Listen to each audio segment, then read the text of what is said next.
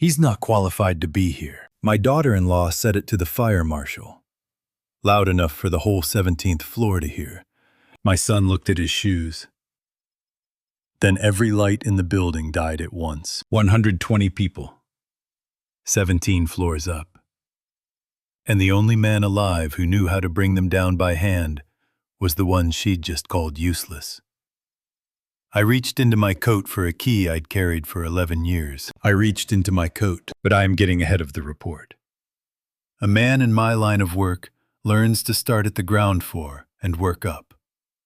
And there were 40 minutes before the dark that you need to understand first. We were late because of the snow. Marisol wanted to leave the house at 6. I said the roads off Skyline Parkway would be scoured down to gravel by then, and we would sit in the car doing nothing at a party neither of us wanted to attend. She said that was exactly the point of arriving early. She said, "You do not walk into your son's building at the last minute like a man who has been dragged there." I checked the salt truck schedule on the city website before we left. Marisol watched me do it. She did not say anything, which is how she says a great deal. The wind off Lake Superior in January does not blow. It presses. It comes across 900 square miles of open water and hits the Duluth hillside like a hand laid flat against your chest. And everything in the city leans a little to the east because of it.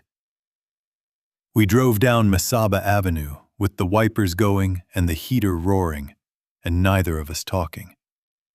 And I thought about how the tower would look from the harbor. Ironhead Tower, 22 floors.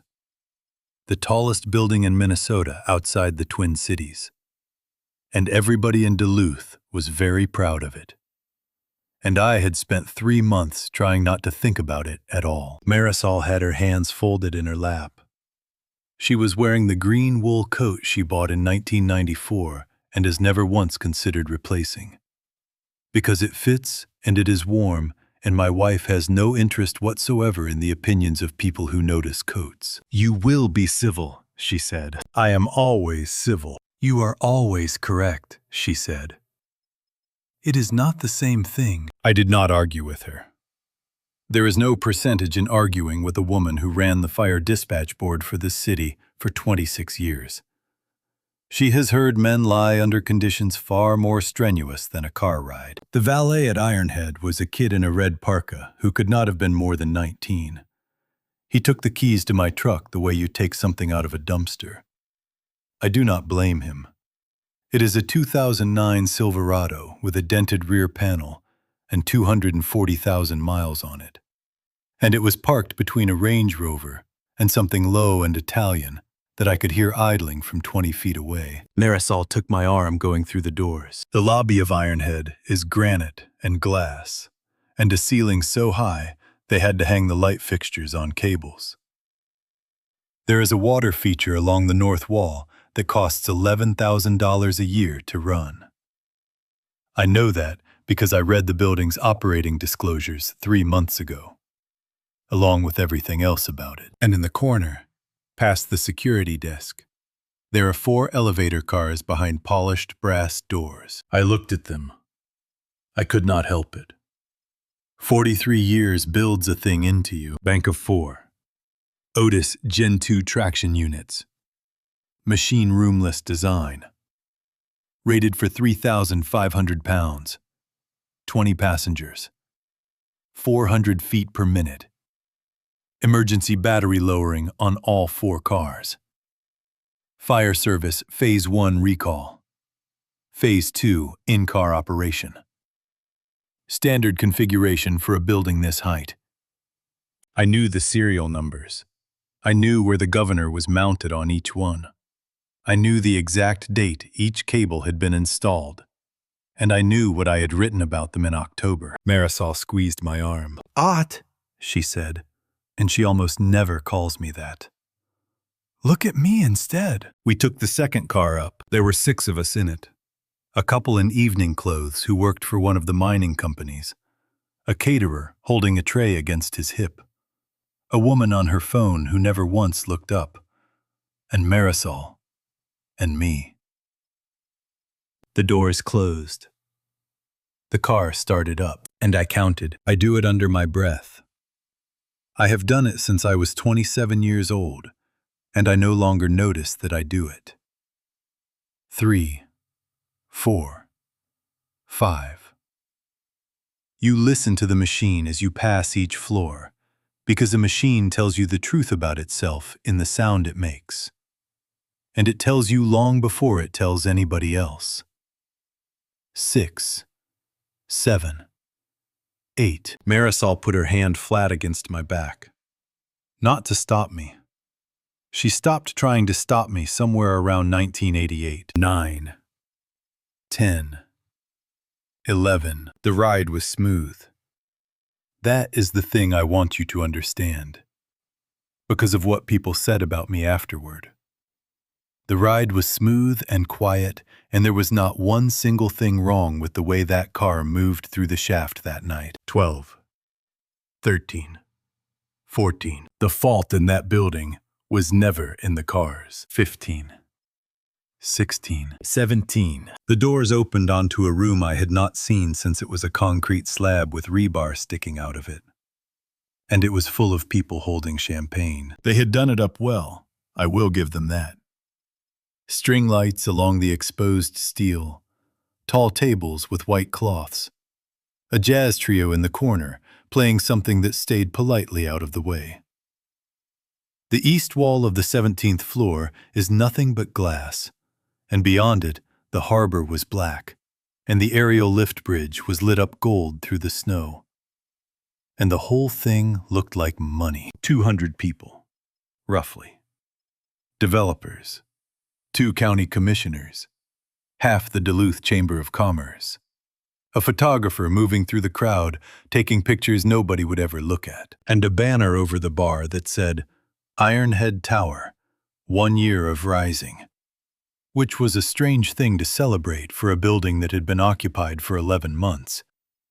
But I have learned that people who develop real estate will hold a party for the anniversary of a groundbreaking, if you let them. I found my son within 10 seconds. A man finds his son in a crowd the way a compass finds north, whether he wants to or not. Dmitri was standing near the windows with a glass in his hand he was not drinking from. 44 years old. My shoulders in his mother's mouth. He had a good suit on, and he wore it like a man wearing a suit, which is different from wearing one. And he was listening to somebody talk with his head tilted at exactly the angle I use when I am not listening at all. He saw us. I watched him see us. Something moved across his face and was gone before I could name it. Then he lifted the glass an inch off his chest in something that was not quite a wave, and he turned back to the conversation. That was the whole greeting. That was all of it. He is working, Marisol said quietly. He is standing. I said, Ought? Audrey Kallstrom found us before we got 10 feet into the room. He is a big man gone thick through the middle, 58 years old, and he was in the dress uniform of the Duluth Fire Department, with his cap under his arm, looking like a man who would rather be almost anywhere else on earth. Ought, he said. 2 people in this city call me that. She is one. He is the other. He has called me that since a night in 1998, and he has never once explained why he started, and I have never once asked. Beaudry. He shook Marisol's hand with both of his. He asked after her, and she told him she was fine, and he looked at her a second longer than the answer needed. Then he looked at me. You are here, he said. My son's building. That is not what I asked. It is what I am answering. He nodded slowly. He had a glass of water in his hand, and he turned it a half rotation without drinking from it. Out past the glass wall, the snow was coming harder now, driving sideways in the floodlights. And somewhere below us, the lift bridge horn sounded twice for a boat that should not have been out. They pulled the recall order in October, Beaudry said. He said it to the window, not to me. Somebody signed off on the recertification.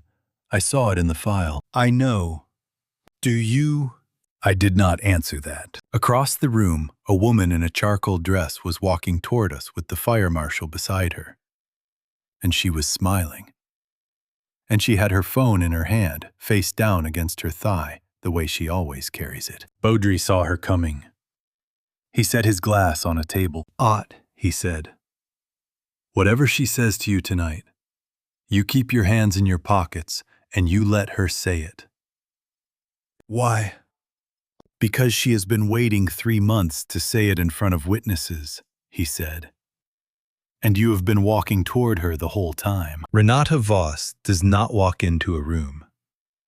She arrives at it, the way weather arrives. She had the fire marshal's elbow in one hand, steering him the way you steer a cart with a bad wheel, and she was already talking before she reached us. Her voice pitched to carry to the nearest 6 tables without ever seeming to be raised. "Marshal Osei, I want you to meet my in-laws." She said the word the way other people say a job title they are ashamed of. "Otto and Marisol." They came in from the house. The marshal was a young man, mid-30s, with a clipboard he did not need and a lanyard that said he had signed in at the front desk like everyone else. He put out his hand. I shook it. His grip was fine. His eyes went past me to the elevator bank, the way a man's eyes go when he has spent a career learning where the exits are. "Otto does inspections," Renata said. "Bright. Helpful. Elevators, mostly. Small buildings." She smiled at the marshal like she was doing me a kindness by explaining me at all. "It's sweet, really. He likes to keep busy." Beaudry, beside me, went very still. "State work," I said. 22 floors qualifies. "Does it?" Renata's smile did not move. "I thought the state used a firm out of Minneapolis for buildings this size." "They use me for buildings this size." Something crossed her face. There and gone, the way a shadow crosses water. She had not expected that answer. She recovered in under a second, which told me more about her than anything she said all night. "Well," she turned back to the marshal, dismissing me with the angle of her shoulders. "In any case, Marshal, I did want to flag something before the fire watch report goes final. It's a small thing. I hate to even mention it." "Go ahead," Osei said. Renata glanced at me. Just once. Just long enough to be sure I was listening. "My father-in-law submitted the last state inspection on this building," she said. "In October. He failed it. Cited the emergency brake governor and the standby power transfer. She let that sit a beat. 3 weeks later, the recertification came through clean, under his own signature, and nobody can quite explain the gap." The jazz trio had stopped between songs. I do not think that was an accident of timing, though I have never been able to prove it. "I'm not accusing anyone of anything," Renata went on, and her voice had found the particular gentleness people use when they are accusing you of exactly the thing they are denying. "I just think, given his age, given some of the things we've noticed at home, the missed calls, the repeating himself, it might be worth a look. Before something happens, not after." Marisol's hand found my sleeve. Osei looked at me, not unkindly, the way a man looks at a problem he has just been handed and did not ask for. "Sir, is that accurate, the failed inspection?" "It's accurate," I said. "And the recertification? I didn't sign it." Renata's eyebrows went up a fraction of an inch, an expression built for an audience. "Otto, your name is on the form. I've seen it." "I know what's on the form." "Then he's not qualified to be here." She said it to the marshal, but she said it loud enough for the whole 17th floor to hear. And the room had gone quiet enough by then that it carried all the way to the bar. "He's 70. He gets confused. We love him. But there's a difference between being kind and being reckless. And frankly, I think somebody in your position needs to know that the man who signed off on this building's fire safety systems may not have been in a position to understand what he was signing. I looked for my son. Dmitri was 11 feet away, glass still in his hand. And he looked at his shoes. Beaudry's hand closed around my forearm. Not hard, just present. A reminder of a promise I had made in the elevator lobby 2 minutes ago. Marisol did not move at all. She has sat through worse than this on a dispatch line, calm as a held breath. And she watched Renata the way you watch a fire you are waiting to see which direction it turns. Jose cleared his throat. Ma'am, I'll need to look into the paperwork discrepancy separately. But tonight isn't really the lights went out, not flickered, not dimmed. Every light on the 17th floor of Ironhead Tower simply stopped. All at once. And for 1 full second, there was nothing but the blue-white flash of the harbor beacon through the windows, and 200 people drawing breath at the same time. Then the emergency lighting should have come up. It did not. I counted. I could not help it. 1, 2, 3.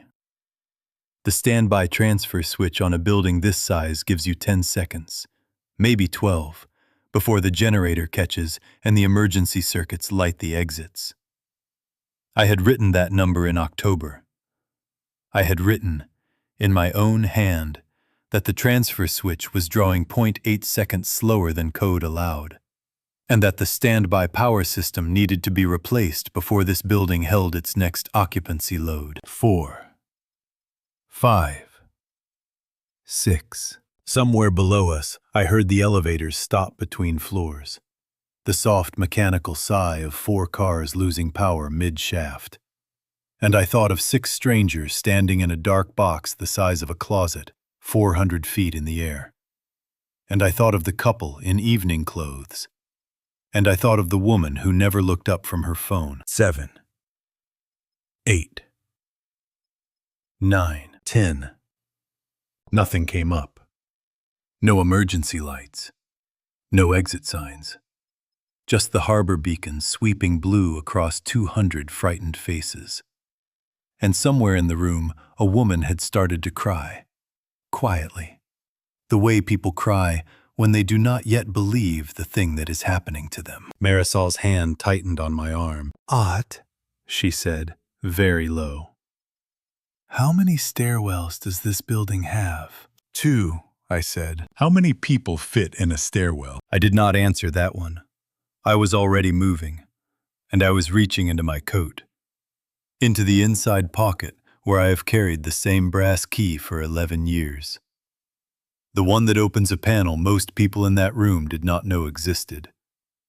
And Renata Voss was staring at me across the dark, with an expression I would spend the next 2 months trying to name. It was not fear, it was arithmetic. October. 3 months before the party. And the building was still empty enough that my footsteps echoed in the stairwells. That is the part of the job nobody wants to hear about. People imagine an inspector rides the elevator, feels it move, signs a form. I have spent 43 years proving that assumption wrong, one building at a time. And Ironhead Tower did not care what assumptions anyone had about it. I arrived at 7 in the morning, before the crews, with my case and my logbook and the county clearance that let me into every mechanical room in the building. Dmitri met me at the loading dock. He was chief engineer for the property by then, had been for 2 years, and he wore a hard hat he did not need indoors because it made the tenants feel like something serious was happening. "You could have let me walk you through it," he said.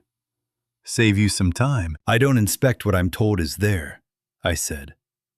"I inspect what's there." He had heard that before. He did not say anything else. He walked me up to the machine room on the roof, and he stood in the doorway with his arms crossed while I worked. The way he has stood in doorways since he was 7 years old, watching me do something he was not allowed to touch. The machine room on Car 2 was clean. Somebody had trained the maintenance crew well. I will say that for him. The traction sheave was in spec. The brake pads had another 18 months on them. The governor rope was true. I found the first problem on car 4. The emergency brake governor is not complicated in principle. If a car exceeds its rated speed, a mechanical trip engages, and the safeties clamp onto the rail. It is the last thing standing between an overspeed condition and a very short, very final trip to the pit. Code requires it to trip at no more than 10% over rated speed. I set my tachometer, ran a controlled test descent, and watched the needle climb past the number where the trip should have engaged. It engaged 4% late. 4% does not sound like much, unless you understand what a governor is for. A governor that trips late is a governor you cannot trust to trip on time when the car is actually falling. And the entire purpose of the device evaporates if you cannot trust the number. I wrote it down. I moved to the standby power transfer. Every high-rise needs a way to keep critical systems alive when the grid goes down. Emergency lighting, fire pumps, at least one elevator car for firefighter access. Code gives you 10 seconds from power loss to transfer. I killed the primary feed at the panel, by the book, with the building engineer standing 4 feet away watching me do it. And I timed the transfer switch with a stopwatch that has been calibrated every year since I bought it. 10.8 seconds. I ran it 3 times. 10.8. 10.9. 10.7. Consistent. Consistently over. That's within tolerance, Dmitri said from the doorway. He had come to look over my shoulder somewhere around the second run. It's not. 0.8 seconds. Dad, nobody's timing it with a stopwatch except you. That's my job. Your job is to check a box. I looked at him then. I remember exactly how he was standing, weight on one hip, arms still crossed. A man who had learned a long time ago that the fastest way to lose an argument with me was to raise his voice. So he had stopped raising it years before and started going flat and reasonable instead. Which is a harder thing to argue with, and he knew it. My job, I said, is to find the number where it breaks. 0.8 seconds is the number today. I don't know what it is next year, with wear on the contacts and more load on the circuit. Neither do you. So fail it on a technicality and cost the ownership group $40,000 in remediation. 3 weeks before the anniversary party, they've been planning for 6 months. I don't set the party schedule. No, he said. You never said anything around anybody else's schedule. I did not answer that. There was nothing in it that was actually about the governor. I finished the inspection. 4 hours. Every car, every panel, the standby generator itself, which started on the second crank instead of the first. Another number I did not like and wrote down anyway. When I was done, I sat at the folding table in the machine room and I filled out the form the way I have filled out every form for 43 years. In block letters. No room for anyone to read something into my handwriting that was not there. Fail. Emergency brake governor. Car 4. Out of tolerance. Standby power transfer switch. All cars.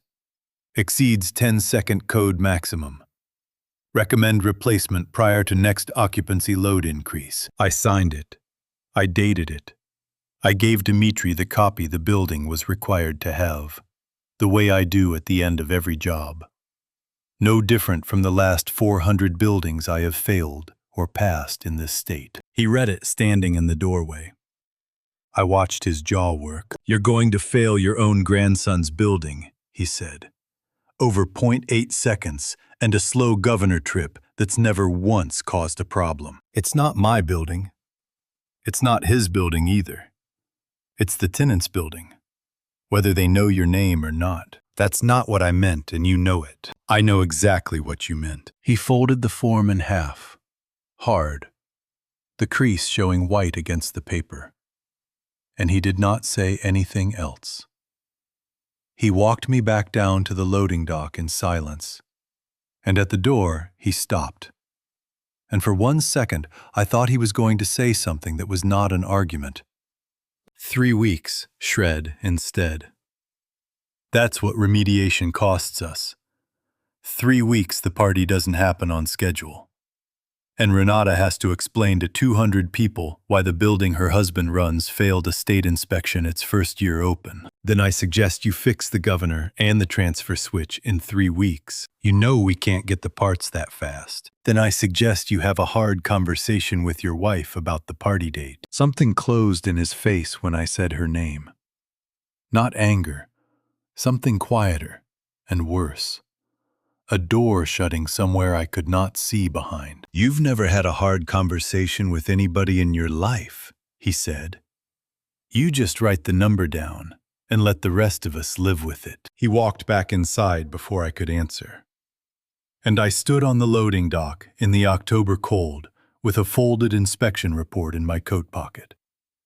And I told myself the ache in my chest was the wind. It was not the wind. I drove home along the harbor, past the ore docks where I spent 30 years of my working life before I ever touched an elevator. And I thought about the governor on car 4, tripping 4% late. And I thought about my son's face when he said I had never had a hard conversation with anybody. And I could not tell you, even now, which of those two facts I turned over more times before I got home. A week went by, and I did not hear from him. That in itself was not unusual. Dmitri and I have gone weeks without speaking before. Entire stretches where the only contact ran through Marisol, who has spent 40 years serving as the translator between two men who love each other and cannot stand to say so in the same room. I assumed this was one of those stretches. I filed the inspection. I moved on to the next building on my list. A 6-story medical office in Superior that had a chain problem I actually enjoyed solving. And I did not think much more about Ironhead. Marisol noticed before I did. She notices most things before I do. You haven't heard from Dmitri, she said, on a Tuesday, setting a plate down in front of me. No. Doesn't that seem like a long silence? Even for the two of you? He's angry. He'll call when he's not. She sat down across from me with her own plate and did not eat for a moment. Just watched me the way she watches a pot she suspects is about to boil over. You failed a building his career is sitting on top of, she said. You think that's a normal disagreement? I think it's my job. I know it's your job, Ott. I'm asking if you think that's the whole of what happened. I did not have an answer for that one that I liked. So I ate my dinner and let the silence do what silence does in this house, which is nothing. Because Marisol has never once, in 41 years, allowed a silence to actually finish a conversation she thought needed finishing. The call came on a Thursday, but it was not from Dmitri. It was from the state licensing office, a woman named Hallberg I had worked with for a decade, and she sounded confused in a way I had never heard from her before. Otto, I'm looking at the recertification on Ironhead Tower, she said. It came through Monday. Cleared. Governor and standby power both passed. I stood very still in my kitchen. I didn't recertify that building. Your signature's on the form. Fax it to me. She did. 20 minutes later, and I sat at my own kitchen table and looked at a document with my name on it, in a hand that was almost mine, close enough that a stranger would never have questioned it. Close enough that I had to hold it under the good light over the stove and turn it at an angle before I let myself believe what I was looking at. It was not my signature. I have signed my name perhaps 40,000 times in 43 years.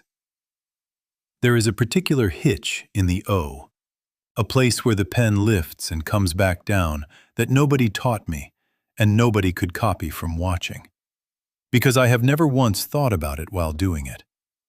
The signature on that form did not have the hitch. Everything else about it was close to perfect. I called the licensing office back and told Hallberg I needed the recertification pulled, that I had never performed a second inspection, that the governor and transfer switch had not been touched in the 3 weeks since I failed them. Not with parts I would have had to sign off on receiving. "Otto," she said, "careful now. The way people get careful with me sometimes, without knowing why. The paperwork is clean. Timestamps, inspection checklist, everything filled out the way you fill it out. If this isn't you, somebody knows your process cold." "Somebody who watched me do it," I said, 3 weeks ago, in the machine room, with a clipboard. She did not say anything to that. I did not need her to. I drove to Ironhead that afternoon without calling ahead. Dimitri's truck was in the engineer's spot at the loading dock, and I found him in the machine room on the roof, running his hand along the governor cable the same way I had 3 weeks before. And when he saw me in the doorway, he did not look surprised. He looked tired. "It's fixed," he said, before I could ask. "New governor cable, new transfer switch. Installed last week. Tested twice." "By whom?" "A licensed contractor. Everything to code." "Then why does the paperwork say I inspected it Monday, when I was in Superior on Monday looking at a service elevator with a chain problem?" He set down the multimeter in his hand very carefully, the way a man sets something down when he does not entirely trust his own grip. "I don't know," he said. "I didn't sign anything." "Somebody signed my name. I heard you the first time." "Dimitri." I said, "I don't know. Dad." He would not look at me when he said it. He looked at the governor cable instead, at the sheave, at anything in that machine room that was not my face. And I have spent 43 years learning to read the smallest tells a piece of equipment gives you before it fails. The hairline crack, the sound half a register off from where it should be. And I am ashamed to tell you that some part of me was running that same diagnostic on my own son and coming up with an answer I did not want. "The party's in 3 weeks, he said, finally, still not looking at me. "The anniversary event. Renata's been planning it since August. If the recert doesn't clear before then, the building's operating on an expired certificate during a public event with 200 people in it. And that's not a fine. Dad, that's a felony exposure for the ownership group." "So somebody solved that problem for you?" "I didn't ask anybody to. I didn't say you asked." He looked at me then, finally, and there was something in his face I had not seen since he was a boy. Some old expression from before he learned to go flat and reasonable when he argued with me. Something closer to the truth than anything he had said out loud in years. "What do you want me to do about it?" he said. "Report my own building's paperwork to the state and shut the party down 2 weeks before it happens? You want me to be the son who did that. I want to know who signed my name." "I don't know who signed your name." I believed him, that day, standing in that machine room, with the January light coming gray through the roof access hatch. I want that on the record, because of everything that came after.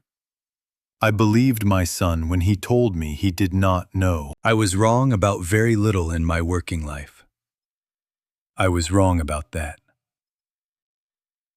I drove home, and I did not tell Marisol what the signature looked like, only that there had been a mix-up with the paperwork and that it was being sorted out. Which was true in the way that a governor tripping 4% late is technically still tripping. She knew I was not telling her everything.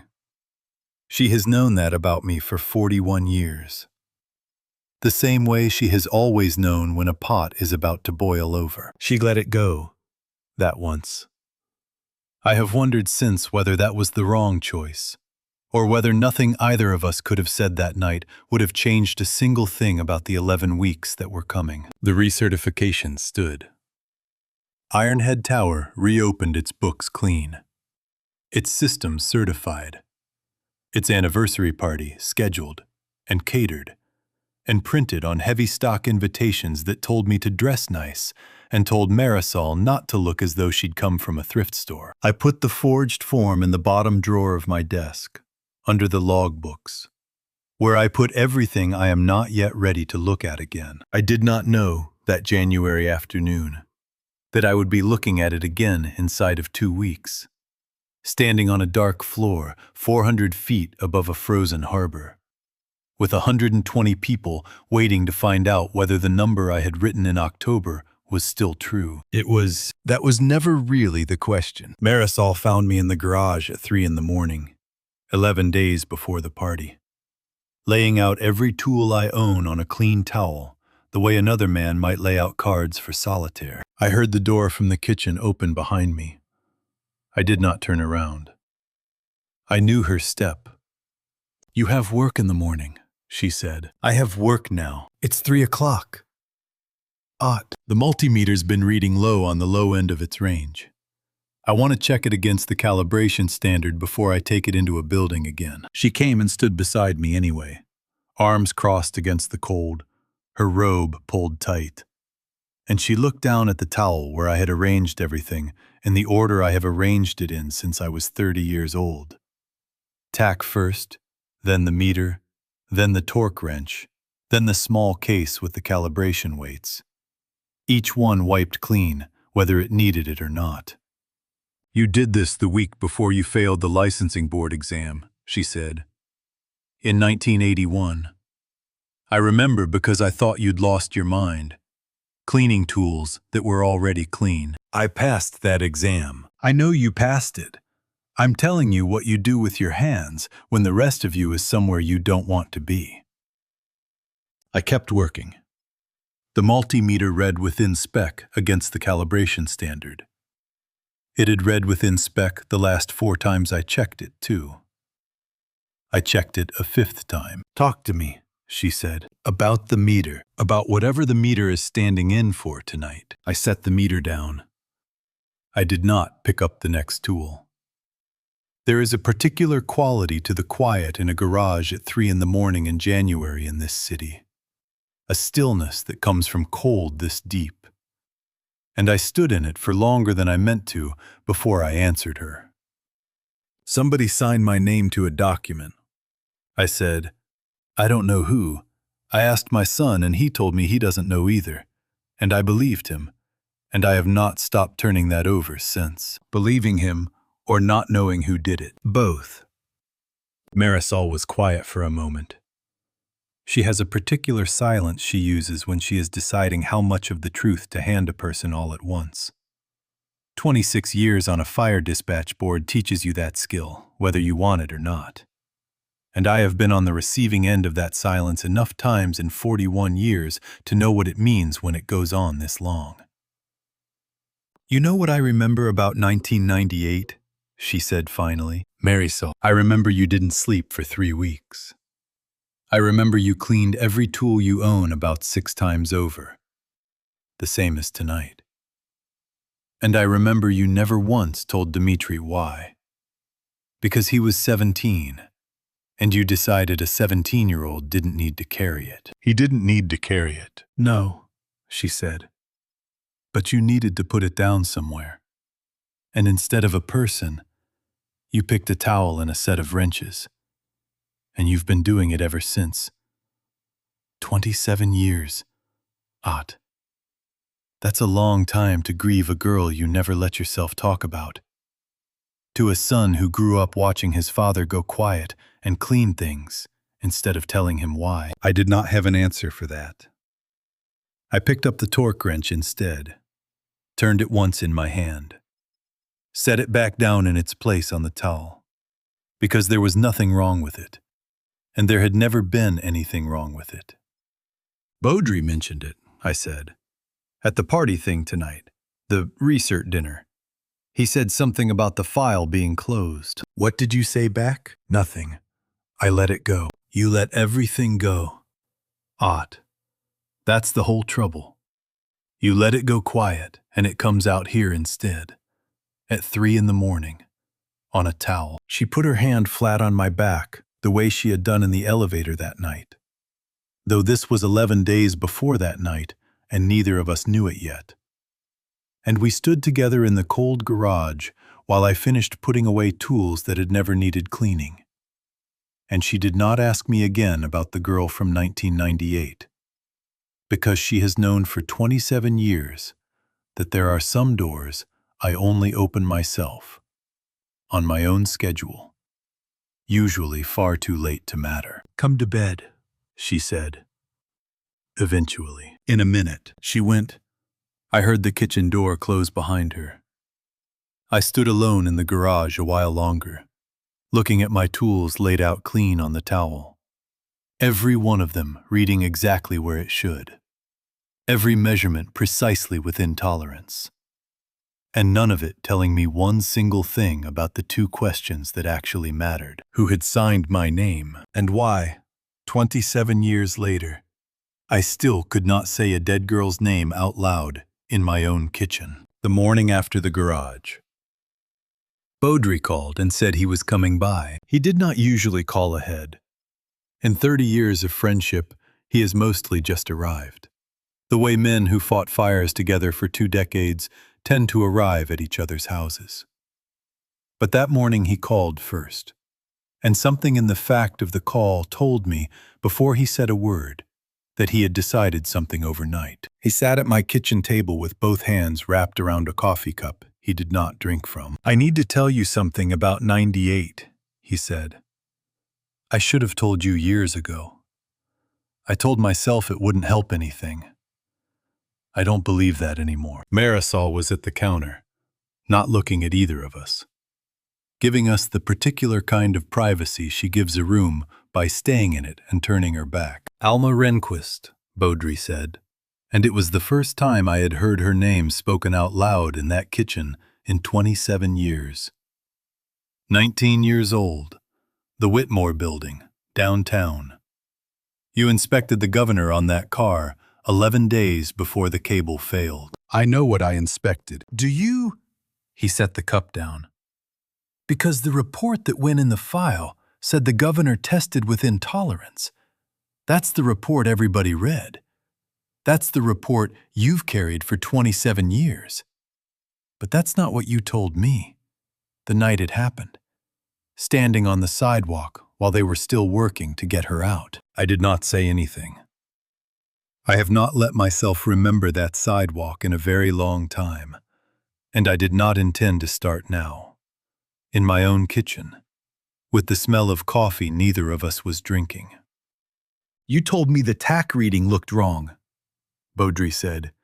"You told me you weren't sure the meter had been calibrated right that week, and that you'd flagged it for recheck, and that the recheck never happened because the building went into service before anyone got back to it. You told me that on the sidewalk, Ott, in your own words, and then you never said it again to another living soul. And somewhere in the weeks after, the story became simpler. The story became Otto missed something. Otto's inspection failed her. My inspection did fail her. The governor didn't trip. The governor didn't trip because a manufacturer's defect in that model year caused a miscalibration nobody could detect with the equipment available at the time.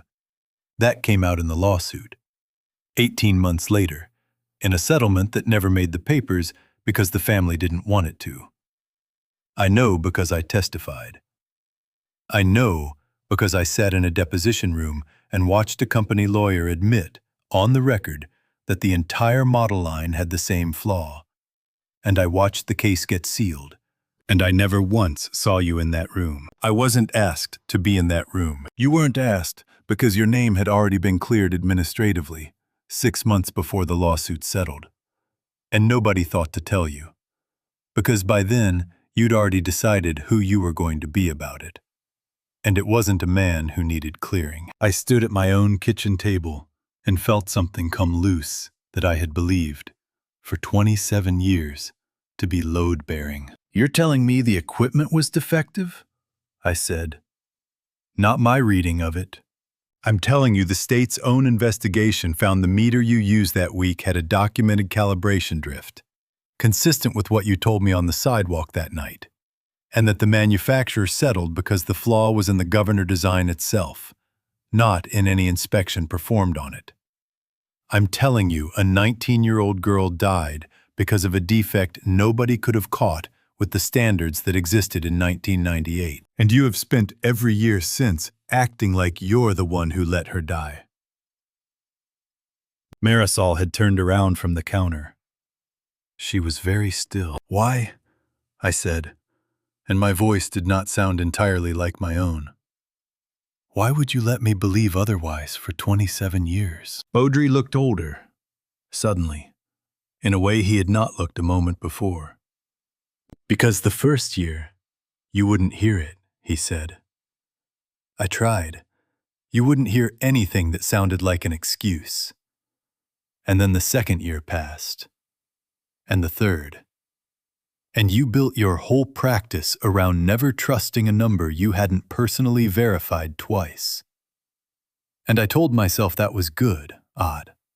I told myself that was making you a better inspector, that it was making buildings safer. And I let myself believe the story stayed closed because it was doing some good in the world, even if it wasn't true.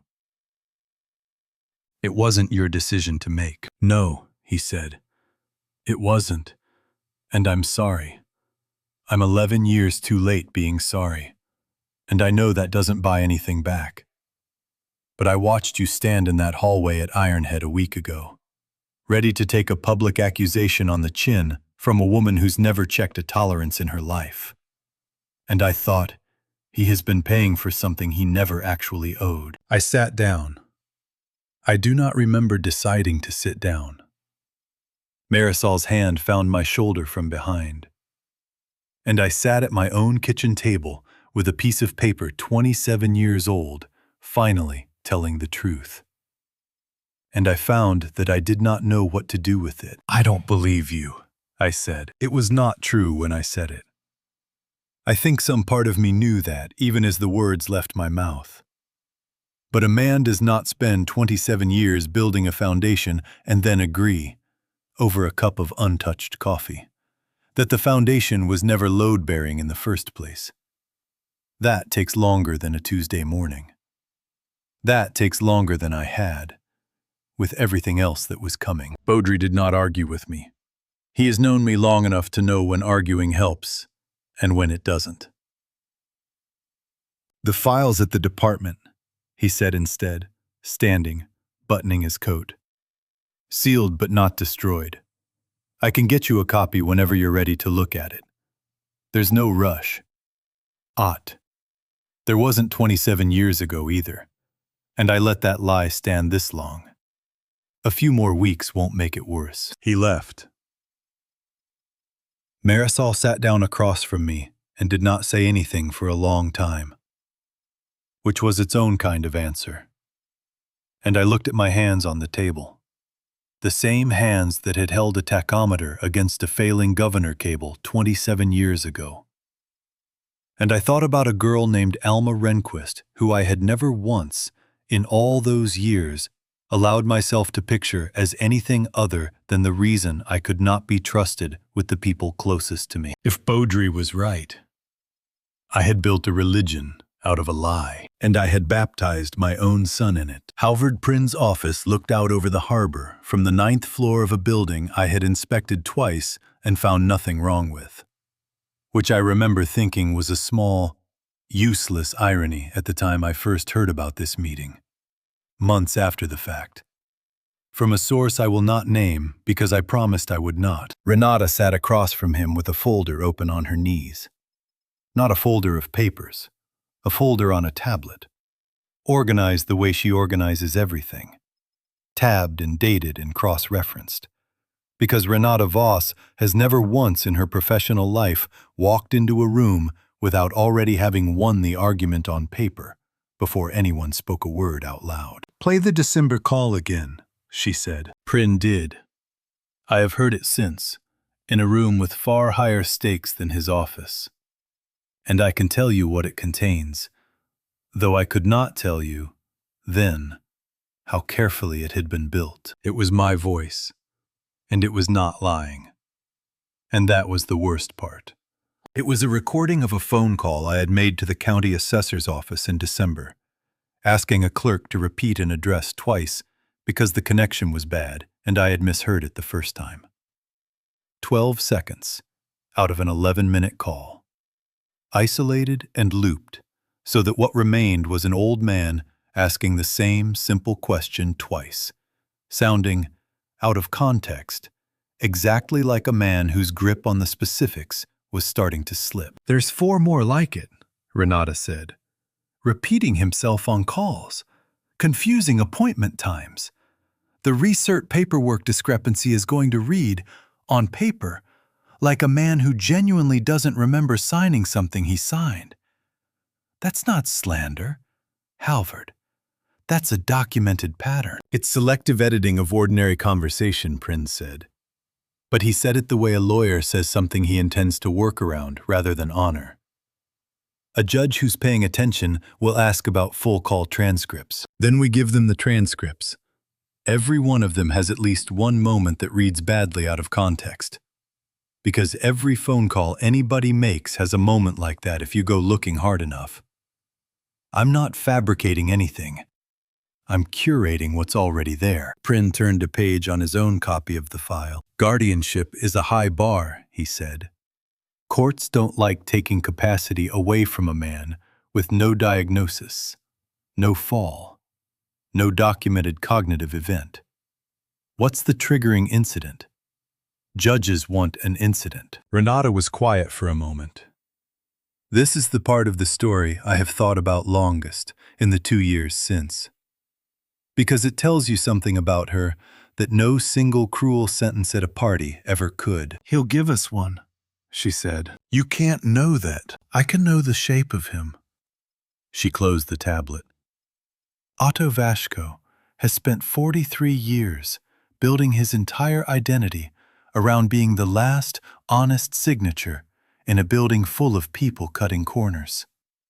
Put him in a room where his integrity is questioned in public, in front of people whose respect he spent decades earning without ever asking for it, and he will not walk away quietly. He'll do something. He always does something. I just need it to happen somewhere with witnesses. And if he doesn't, he will." She stood, buttoning her coat. "And I am told by the person who told me this much later, when it no longer mattered whether I believed it, that she said the next part almost gently, the way you'd describe weather rather than a man. He can't help it. It's the thing I actually respect about him, if I'm honest. He'll always choose to be right over being safe. I just need him to be right in the wrong room." She left. Prin sat alone with the file for a while, the recording still open on his screen. 12 seconds of an old man asking a clerk to repeat an address. And whatever he thought about it, he did not say it to anyone. Whoever told me. The anniversary party invitation went out 4 days later. I did not know. Opening that thick cream envelope at my own kitchen table. Reading the line about dressing nice and not looking as though I'd come from a thrift store. That I was reading the last line of a plan that had already been finished for weeks.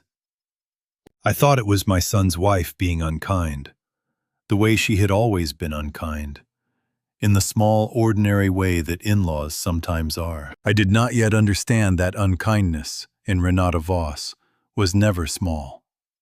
It was only ever patient. The brass key had been in that inside pocket for 11 years.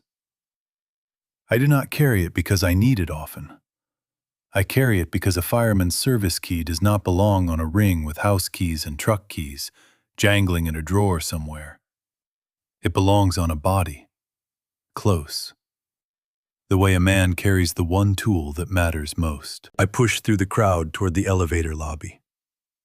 200 people had gone from champagne conversation to the particular hush that comes before panic.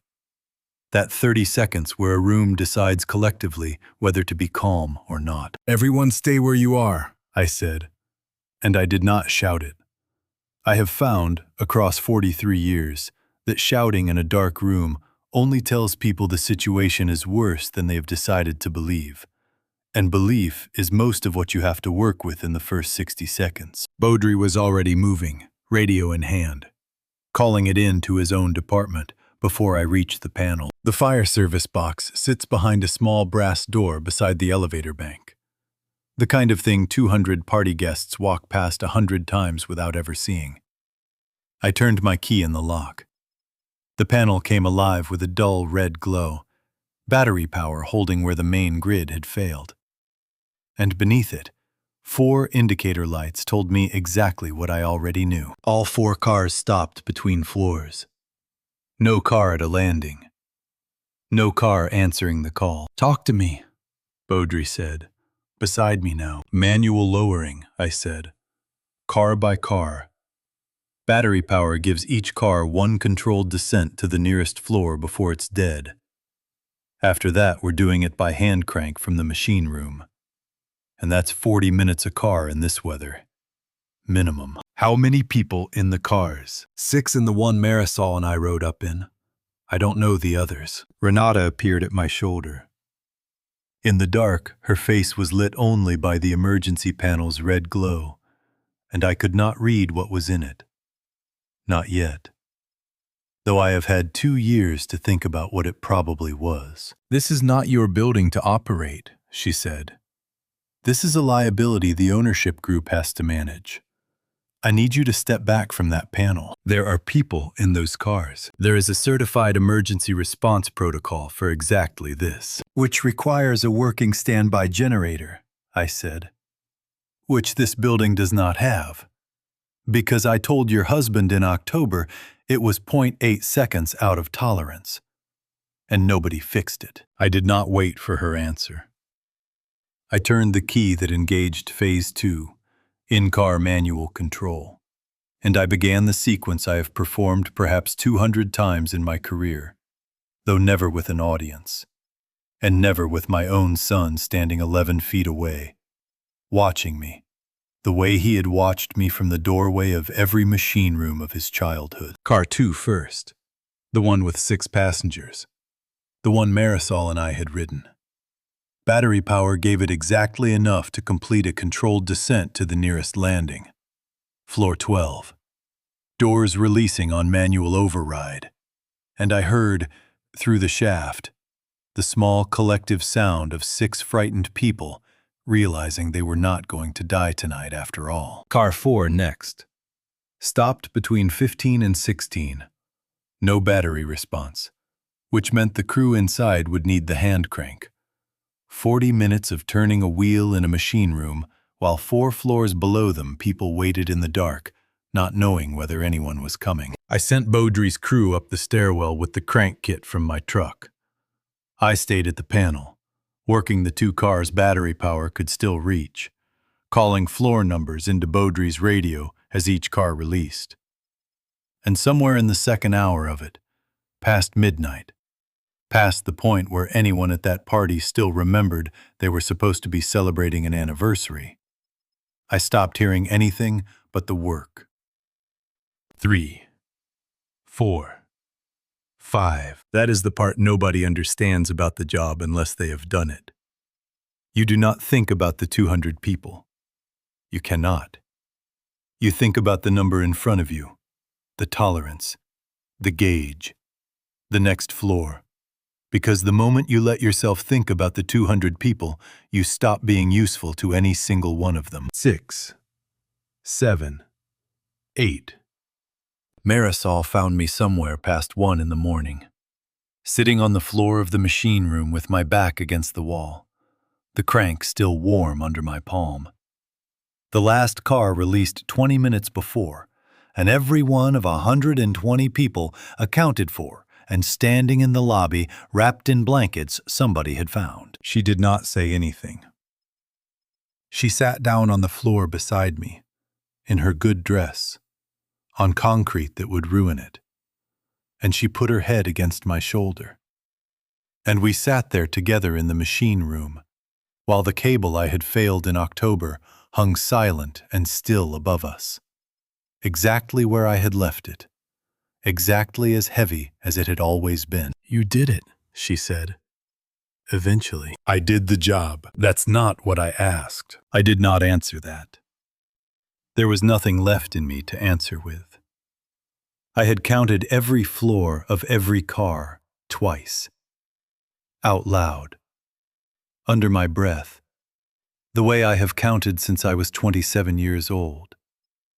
And somewhere in all that counting, I had stopped being a man accused of losing his mind and become, again, simply the man who knew the number where things broke. I did not know, sitting on that floor, that Renata had already found the fire marshal again, and was telling him, in a voice gone soft and worried in exactly the way that plays well to an audience, that what she had just watched was not competence. It was proof. The formal complaint arrived 11 days after the party, delivered by a process server to my own front door on a Tuesday morning while Marisol was still in her robe. Renata Voss, through counsel, was petitioning the county for guardianship. The filing cited the failed and forged recertification as evidence of documented paperwork irregularities consistent with cognitive decline. And it cited the night of the blackout, the night I brought 120 people down safely, one car at a time, by hand, as evidence of reckless, unauthorized intervention inconsistent with sound judgment. I read it twice at my own kitchen table. Marisol read it once, standing behind me. And then she went very quiet, in the particular way she goes quiet before she does something instead of saying something. I called the licensing office. I asked Hallberg to send me the original recertification form again, the one with my forged signature on it, because 11 days had given me time to sit with a detail that had been bothering me since the night I first saw it. Something I had noticed and set aside in the panic of the moment and never gone back to. I laid it beside an old inspection report from 3 years back, one I knew was genuinely mine. And I studied both under the good light in my kitchen with a magnifying glass I have owned since before Dmitri was born. The forged signature had the hitch in the O. Someone had studied that closely enough to get it right. Closer than I would have believed possible from watching alone. But my hand has changed in 3 years. A small tremor. Nothing anyone would notice shaking hands with me. Nothing that stops me from doing precision work. But present in my signature, since a specific point I could actually date. Because I keep a logbook and I sign every entry. And somewhere in the last 3 years, the downstroke on the V in Vashko had started to waver. Faint but consistent. Present in every signature I had made since. The forged signature did not have the waver. It was too clean. Too confident. It was my signature from before the tremor. Copied by someone who had studied an old sample. An inspection report from years back. Filed in some office somewhere, rather than anything I had actually signed recently. Dmitri had not seen an old sample of my signature in years. He had watched me sign things in person, at every inspection, including the one in October, 3 months before the forgery, when my hand was already doing what it does now. Whoever forged that signature had gone looking for an old form. Whoever forged it had access to files going back years. Filed somewhere official. Not anything a son watching his father sign a clipboard would have reason to seek out. I sat with that a long time. I could have gone to Prin with it. I could have gone to the county, to Hallberg, to anyone who might have listened to an old inspector explain that a signature was too clean to be recent. I thought about doing exactly that.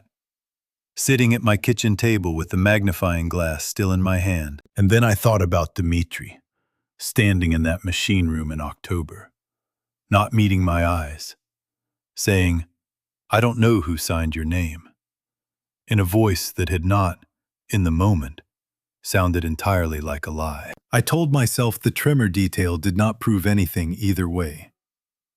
I told myself a man capable of studying my signature that closely might have gone looking for an old sample on purpose, precisely to create the kind of clean forgery that would fool a hurried clerk. I told myself several things that afternoon. that I wanted to be true more than I had evidence they were true. I put the magnifying glass down. I put both forms back in the drawer, under the logbooks, with the growing collection of things in that drawer I was choosing, one at a time, not to look at closely enough. It was the second time in as many months I had seen the truth sitting plainly in front of me, and decided the cost of believing it was higher than the cost of looking away. I did not know, that afternoon, how much that particular habit was going to cost me before the year was out. I drove to Dimitri's house the evening after the petition arrived, without calling ahead, the way I had driven to the machine room in October. And I stood on his porch in the cold long enough that my knuckles were half raised to knock before the door opened on its own. He had been watching for me through the window. "You got it too," he said. Not a question. I got it. He stepped back to let me in. The house was quiet, in the particular way houses go quiet when the people inside them have been arguing in whispers for days, careful not to wake a child down the hall. And I could see in the set of his shoulders that whatever had passed between him and Renata since the petition was filed had not gone easily for him either. "I didn't know she was going to file it," he said, before I had my coat off. "I want you to know that I found out when the process server came to your house. She didn't tell me. Your wife is petitioning to take away my ability to work, using my son's silence as a witness. And you didn't know?" "I didn't know the filing was happening. I knew she was worried about you. Those aren't the same thing, aren't they?" He ran a hand over his face. He looked, standing in his own front hall, like a man who had not slept properly in weeks. And some old part of me, the part that had rocked him as an infant and taught him to ride a bike on the hill behind our first house, wanted very badly to reach for that, instead of for the question that actually mattered. I did not reach for it. "I want to ask you something," I said, "and I want you to think before you answer, because I am done accepting the first thing that comes out of your mouth when it's convenient." "Ask." "Did you sign my name to that recertification?" The silence that followed was longer than it needed to be for an innocent man. "No," he said. Finally, "Look at me when you say it." He looked at me. His eyes were his mother's, the same deep brown. And I have spent 44 years reading that particular pair of eyes across kitchen tables and hospital waiting rooms and one very small casket that, thank God, never had to happen.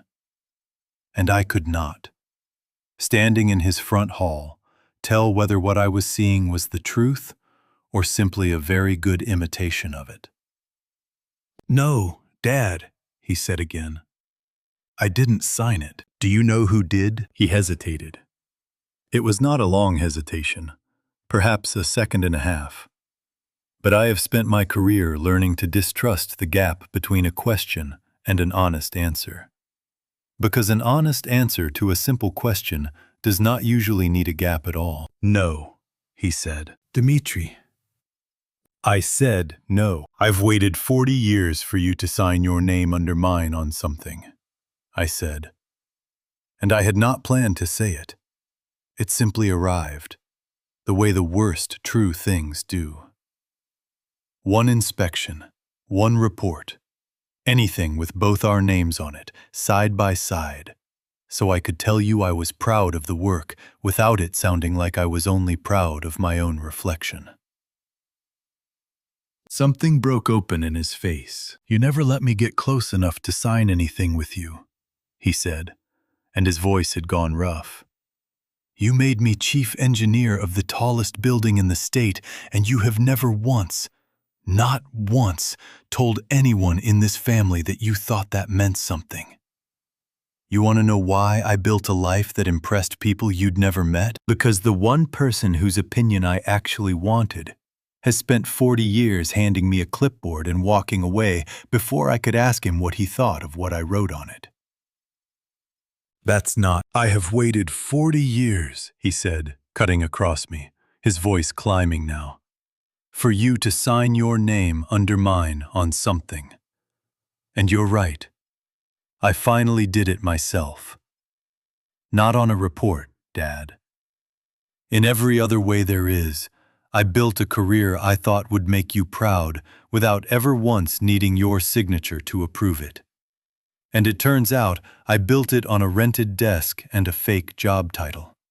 Because the version of myself I thought you might respect never actually existed. So don't stand in my house and tell me about waiting for a signature. I know exactly what that waiting does to a man. I've been doing it since I was 7 years old. I did not have an answer for that. I have turned that moment over more times in the 2 years since than almost any other single conversation of my life. And I still do not have an answer for it. Not one I am proud of. I left. I did not ask him again who had signed my name. I told myself I had gotten the only answer I was going to get that night, and that further pressing would only widen a wound already bleeding freely enough. I did not know, walking back to my truck through 6 inches of new snow, that upstairs, on the landing, an 11-year-old girl was sitting very still on the top step, in the dark, having heard every word through a door her father had forgotten to close all the way. Juno did not say anything to either of us that night. She had already started counting the things that did not add up. The petition itself ran to 31 pages, and I read every one of them at my kitchen table over the course of a single night. Because a man who has spent his life reading fine print does not stop reading fine print simply because the print is now about him. It was built the way I would have built a case, if building cases were my trade instead of his. Methodical, evidence-based, or built to look that way. Every incident dated, every source cited, every claim hedged in the careful language of a document meant to survive a judge's scrutiny, rather than convince a room in one dramatic sentence. Exhibit A, the forged recertification, presented not as evidence someone else had committed fraud, but as evidence that I, Otto Vashko, had exhibited confusion regarding documents bearing his own signature. Exhibit B4, phone calls, transcribed in full this time, each one containing a moment where I repeated a question or misheard an address, framed beside a caption that read, "Consistent with early-stage cognitive impairment," though no such diagnosis had ever been made. Because no doctor had ever examined me for one. Exhibit C, the night of the blackout. My own inspection report from October, the one where I had failed the standby power system, presented now as proof that I had known the building was unsafe and had chosen, months later, to enter its dark elevator shafts anyway, alone, without authorization, in what the filing called a pattern of impulsive risk-taking inconsistent with sound judgment in a man of advanced age. I read that sentence 3 times.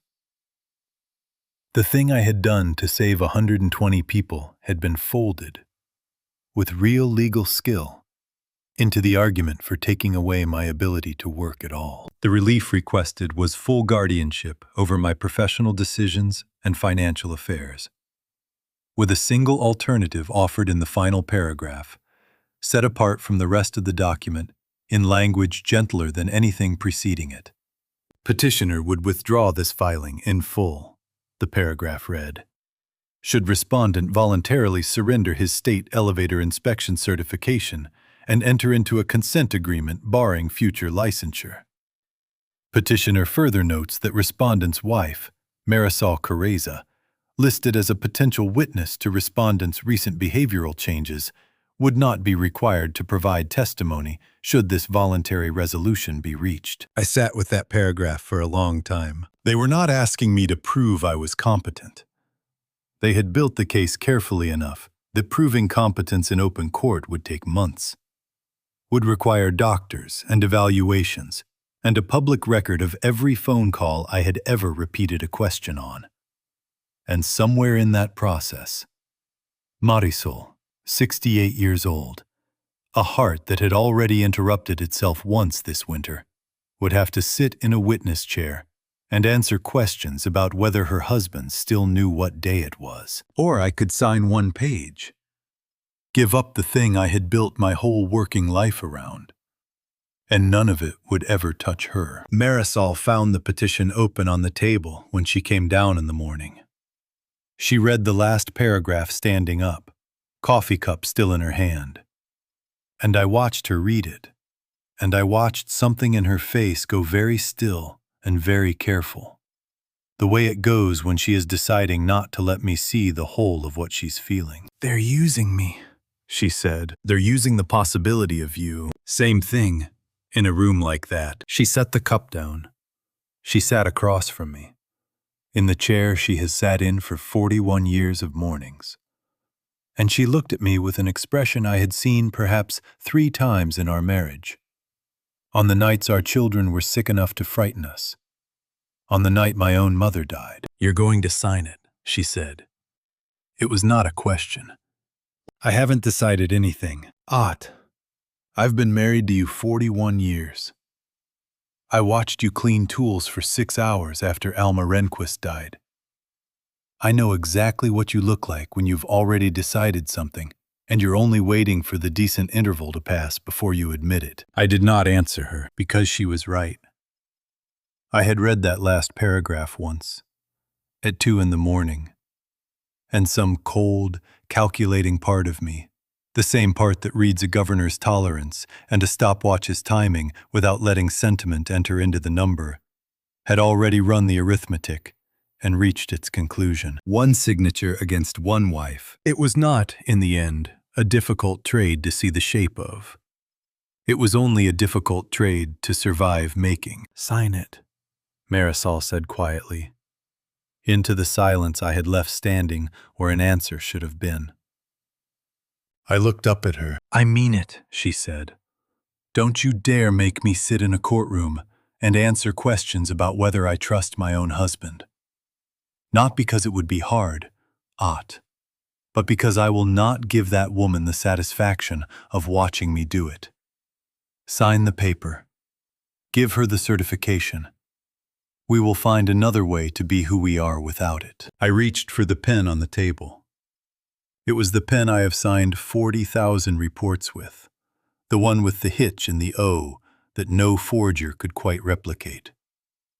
And I held it over the last page of that document for longer than I want to admit.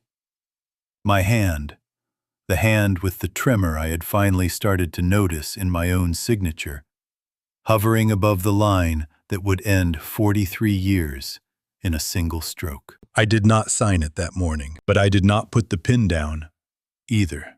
I carried it with me for 3 more days, in my coat pocket, the way I had carried the fireman's key for 11 years. And every single one of those 3 days, I came closer to using it. Marisol collapsed on the 3rd day. Not dramatically. That was never her way, even in the worst of it. She was standing at the kitchen counter making coffee, and I heard the cup hit the floor before I heard anything else.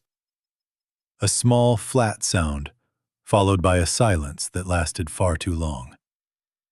And by the time I got to her, she was already sitting on the floor with her back against the cabinet, one hand pressed flat against her chest, breathing in the short, careful way she has breathed twice before in our marriage, both times in an ambulance. They kept her overnight.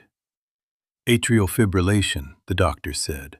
Not a heart attack, nothing acute. But her heart had gone into a rhythm it should not hold on its own. And they wanted to watch the monitor until it settled back into the pattern it was supposed to keep. I sat in the hospital parking lot afterward, in my truck, with the engine off and the heater dying slowly around me. And I did the thing I have done my whole working life when I cannot bear to feel a thing directly. I did the math. If I sign the certification away, I thought, watching my breath fog the windshield. Marisol never testifies. Her heart, already unreliable, is never asked to sit in a witness chair under cross-examination about whether her husband still knows what day it is. The stress that just put her on a hospital floor does not repeat itself in a courtroom in 6 weeks. If I do not sign it, the case proceeds. Depositions, evaluations, months of exactly the kind of pressure that had just stopped my wife's heart from keeping its own rhythm for the length of one very long, very frightening hour. A governor trips when the load exceeds what the system can bear.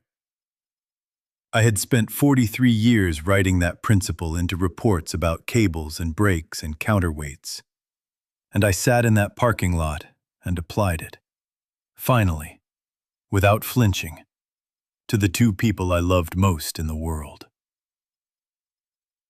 Marisol's heart was the governor. It had just told me, plainly, exactly how much more load it could carry. I went inside. I sat beside her hospital bed while the monitor traced its slow green line above her. And I told her I had made a decision. "I'm signing it," I said. "Tomorrow, I'll have Prin's office draw up the withdrawal terms, and I'll sign the surrender the same day. It ends, Marisol, all of it, before it costs us anything else." She was quiet for a moment, watching the ceiling, her hand loose in mine. "You're doing this because of today," she said. "I'm doing this because the math finally makes sense." "That's not math, Ott. That's fear wearing a lab coat." She turned her head on the pillow, looked at me directly, and there was something in her face that was not quite anger and not quite grief. Something closer to a woman watching a man make a mistake she does not yet have the strength to stop. "You've spent your whole life certain that if you just calculate carefully enough, you can prevent the thing you're afraid of. You couldn't do it for Alma Rehnquist. You couldn't do it for Dmitri. And you cannot do it for me by handing that woman exactly what she wanted from the beginning. I'm not handing her anything. I'm protecting you. You're doing both at once, and you don't seem to notice they're not the same act." I did not have an answer for that. I sat with her hand in mine and watched the line on the monitor hold its slow, steady rhythm. And I told myself that a heart that had just proven it could fail was reason enough. And I believed that, sitting in that chair, more completely than I had believed almost anything in my life. I called Prin's office from the hospital hallway the next morning, before visiting hours officially opened. My voice low so it would not carry back into her room. "Send me the withdrawal agreement," I said. "I want to sign before the end of the week." There was a pause on the line.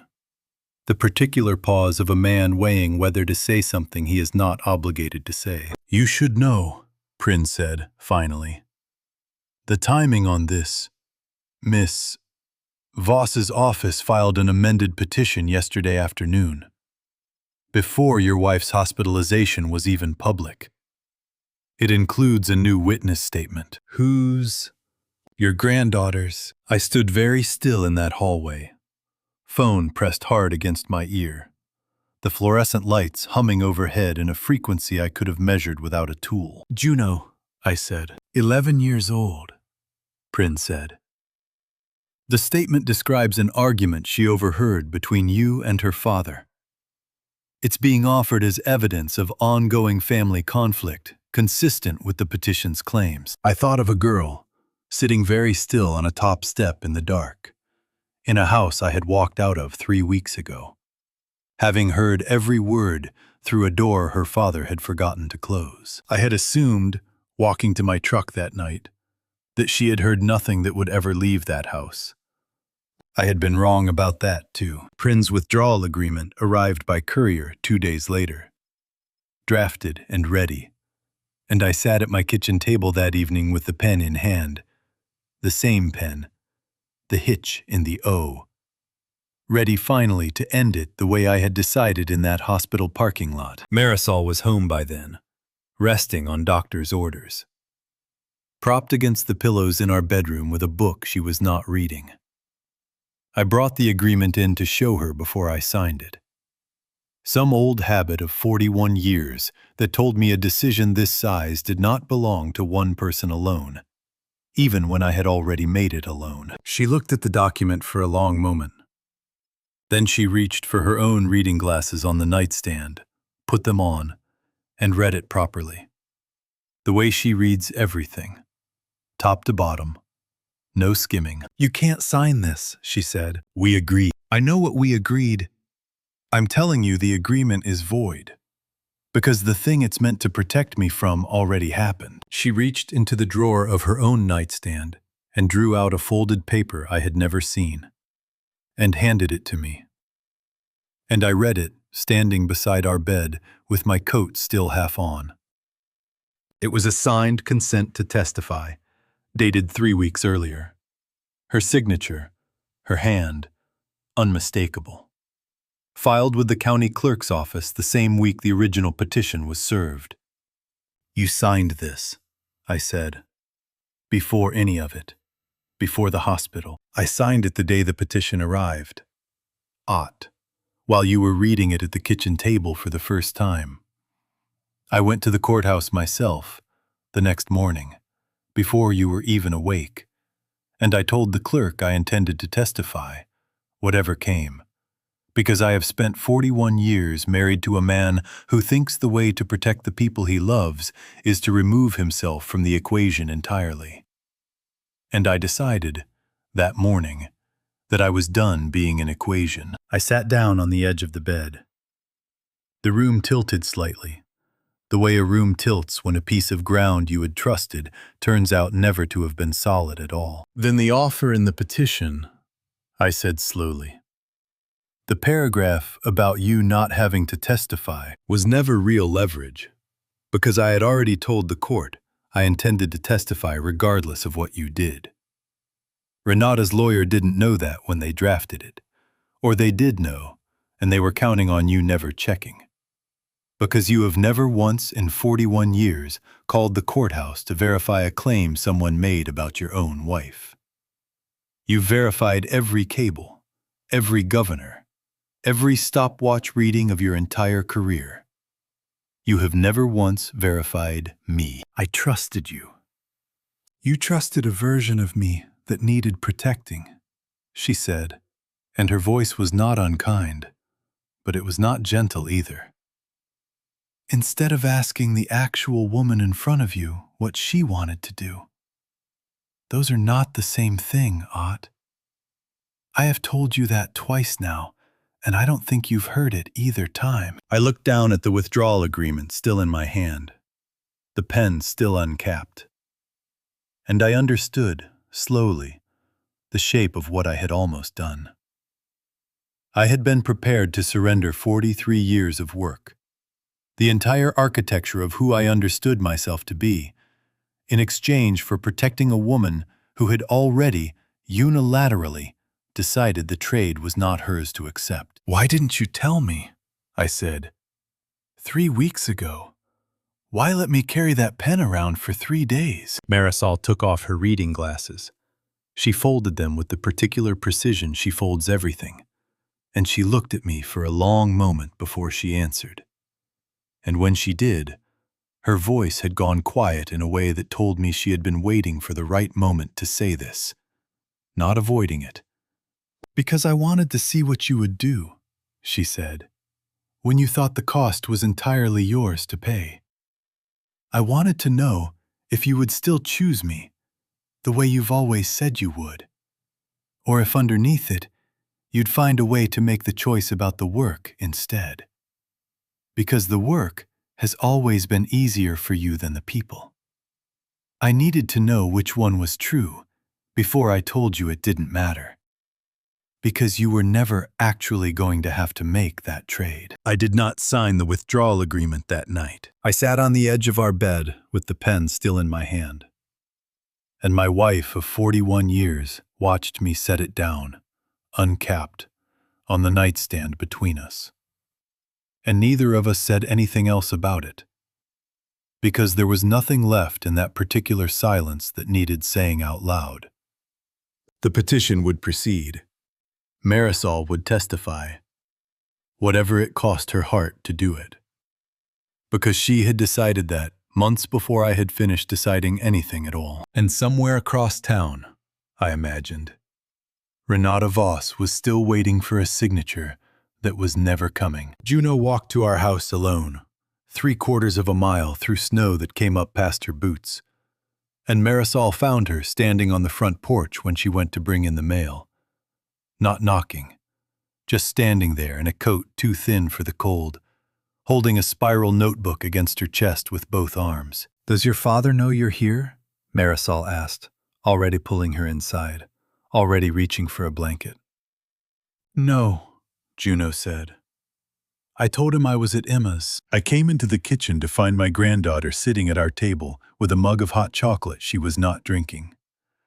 The notebook still held tight against her chest, and something in the set of her shoulders reminded me so precisely of myself at a machine room panel that I had to look away for a moment before I trusted my voice. "I heard you and Dad," she said, finally, not looking up. "On the stairs, a few weeks ago. I know I wasn't supposed to." "It's all right. It's not, though. Mom's lawyer put what I heard in the papers, about you and Dad fighting. I didn't want that. I didn't tell anyone what I heard. Somebody else must have." I thought of the house, of thin walls, of a wife who might have mentioned an argument to a friend who mentioned it further. And I understood, with a small, cold clarity, that Renata's case had not needed Juno's cooperation at all. It had only needed a house with people in it, and enough patience to gather what leaked out on its own. "That's not your fault," I said. Juno opened the notebook. "I want to explain what I saw, because I did not understand it at first, and it took Marisol's steadier eye to make sense of what I was looking at. Page after page, in a careful 11-year-old's hand, ruled into columns, dates, times, a single word or phrase beside each one.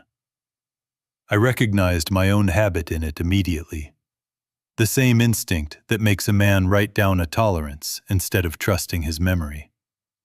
Except Juno had not been counting elevator floors. She had been counting her mother. "I started in October," she said, after the party invitations went out.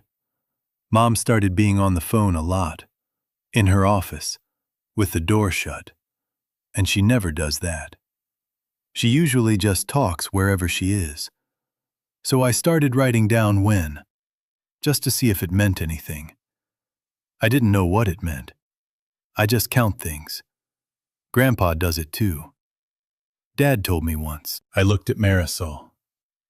Marisol looked at me. Juno turned to a page marked in red ink, unlike all the others, and pushed the notebook across the table. "This is the day the state called about the building," she said. "The recertification. I remember because Dad came home really upset that night, and I wrote down the date because I write down every day something upsets him. And then a week later, I wrote this. Beneath the red-marked date, a second entry, 3 days later. Dad gone all day, work trip, Duluth to Superior, back very late." And beside it, in different ink, added more recently, a note that made my chest go tight. "Checked Dad's mileage log in the truck for school project. Matches. He really was in Superior all day. Called twice from the shop there. I remember because I answered once." "The recertification," Juno said. "The fake one. It says it happened on a Monday. I looked it up in the lawyer papers Mom left on the counter. I wasn't trying to snoop, they were just there. It says the inspection happened at Ironhead at 10 in the morning. But Dad was in Superior that whole day. I have it written down. He called the house at 11:15 from a landline. I saw the number. And Superior's 20 minutes from Ironhead at least. So he couldn't have been in 2 places." I sat very still. "You're certain of the date?" I said. "I'm certain," Juno said, with the flat confidence of a child who has never once had reason to doubt her own arithmetic. I write everything down. I don't guess. Marisol had gone to the counter and was already dialing Prin's office. Her voice steady in a way that told me she understood, faster than I did, exactly what we were holding. I looked at my granddaughter, 11 years old, sitting at my kitchen table with a notebook that placed my son 15 miles from the building on the exact morning someone had signed his father's name to a document there. And I felt something shift in my chest that had nothing to do with relief. Because if Dmitri had not been at Ironhead that morning, he had not signed that form, which meant, for the first time since October, I had actual reason to believe the thing I had wanted to believe all along and had never once let myself trust without proof. Juno, I said, can I keep this? Just for a while. She nodded, sliding the notebook across the table. And then she said the thing that undid me more than anything else that whole terrible winter. I wasn't trying to help anybody win, she said. I just wanted to know why everybody keeps lying to each other in my house. I thought if I wrote it down long enough, it would stop being confusing. I have inspected 400 buildings in my career, looking for the number where things break. I had never once thought to look for the number where they might, instead, hold. The hearing room at the county courthouse holds perhaps 60 people. Wood-paneled, a judge's bench that has looked down on this city's small tragedies for 100 years. And it was 3/4 full the morning our case was called, which told me Renata had made certain the right people knew to attend. Marisol sat beside me at the respondents' table. Prin, whom I had finally retained after the withdrawal agreement sat unsigned on my nightstand for 2 more weeks, sat on my other side with a folder considerably thinner than the one Renata's counsel carried in. I had not slept the night before. Neither, I suspect, had Dmitri, who sat 3 rows back, alone. Renata nowhere near him, which I noticed and did not yet understand. The petitioner's counsel opened with the same architecture I had already read at my kitchen table. The forged recertification, the isolated phone calls, the blackout reframed as reckless endangerment. He called an expert witness, a geriatric psychiatrist who had never examined me, who spoke in careful, hedged language about patterns consistent with the transcripts he'd reviewed. And I sat and listened to a stranger build a diagnosis out of 12 seconds of a phone call about an address. Then Prince stood and called Baudry Kallstrom. Baudry testified in the flat, careful voice of a man who has given testimony in official settings his whole career and trusts the record more than he trusts his own memory of a room. He described the night of the blackout, the manual descent, the 120 people brought down floor by floor with no injuries and no delay beyond what the equipment itself required. He described watching a man work a crank by hand for 2 hours without a single wasted motion. And when the petitioner's counsel asked him, on cross, whether an 81-year-old man's judgment could be trusted in a crisis, Baudry looked at him for a long moment. "He's 70, Baudry said, not 81. And I'd trust his judgment in a crisis over any man in this room, present company included. And I've been in enough burning buildings with enough different men to know the difference." Marisol testified next. I had not wanted her to. I want that understood plainly, whatever came after. I had spent weeks trying to find any door out of this hearing that did not require my wife to sit in that chair. And she had closed every one of them herself. Weeks before I even knew to look. She was extraordinary. I do not have a better word for it. She answered every question about my behavior, my memory, my judgment, with the precise, unhurried authority of a woman who had run a fire dispatch board through 26 years of the worst nights this city has had. And when the petitioner's counsel suggested, carefully, that a wife's testimony might be colored by loyalty rather than objectivity, she looked at him the way she has looked at very few people in her life. I dispatched crews to house fires for 26 years, she said. I have had to tell rookie firefighters over a radio, calmly, that the floor they were standing on was about to fail. I know exactly what compromised judgment sounds like under pressure, young man, because I have heard it. And I have had to talk grown men down from it while their hands were shaking. My husband has never once, in 41 years, sounded like that. Not on the phone with the assessor's office. Not in a dark elevator lobby with 120 people waiting on him. If you'd like, I can describe for the court exactly what genuine cognitive confusion sounds like on a radio channel, because I have 26 years of direct professional experience with it, and none of it is on the transcripts you've submitted. The petitioner's counsel did not have a follow-up question ready. I watched him not have one for nearly 10 full seconds, which in a courtroom is a very long silence indeed. Prynne called Juno next, though not to the stand a minor's evidence. In a proceeding like this, could be entered through affidavit and counsel's presentation rather than live testimony, and I was grateful for that small mercy. Watching my granddaughter sit in the gallery beside her mother's empty spot with her notebook held on her lap like something sacred. Prynne walked the court through the mileage log, the time-stamped calls, the date on the forged recertification set against a Tuesday when the building's chief engineer had documented. Verifiable business 15 miles away in Superior. Whoever accessed Mr. Vashko's inspection files closely enough to forge his signature, Prynne said. And whoever was physically present at Ironhead Tower to submit that recertification in person, as the building's sign-in log confirms someone was. It was not Dmitry Vashko. The respondent's own son has an alibi more solid than anything the petitioner has offered this court against him. I watched Renata's face when he said it. It did not move. Not a flicker. Not a tightening around the eyes. Nothing a stranger would have noticed. But I had spent 3 months by then learning to read the particular stillness she wore when a plan was going exactly as she intended. And this was that stillness. And something cold moved through me even before I understood why. She had known Dmitry had an alibi. She had built the entire case anyway, which meant the case had never actually needed Dmitry to be guilty. It had only needed someone to be blamed. Prynne was not finished. He had one more exhibit, held back until this exact moment.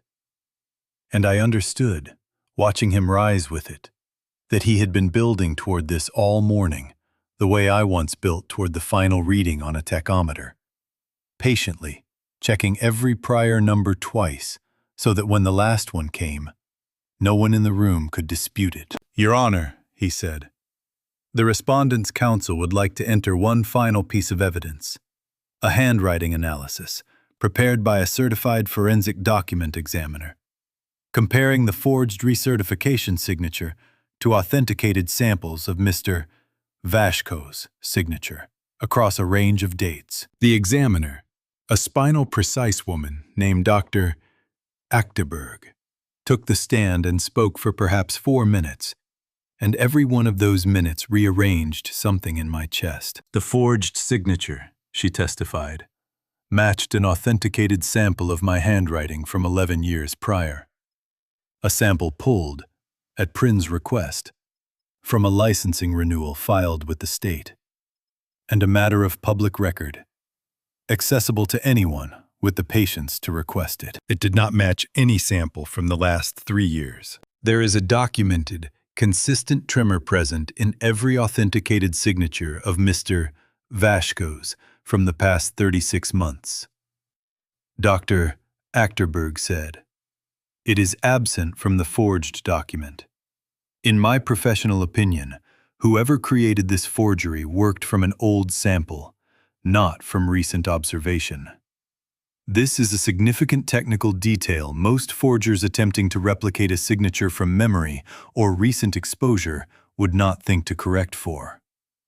Because most people copying a signature copy what they've seen most recently, not what existed over a decade ago." And who, Prin asked, would have reason and means to access an 11-year-old public licensing record, rather than simply observing Mr.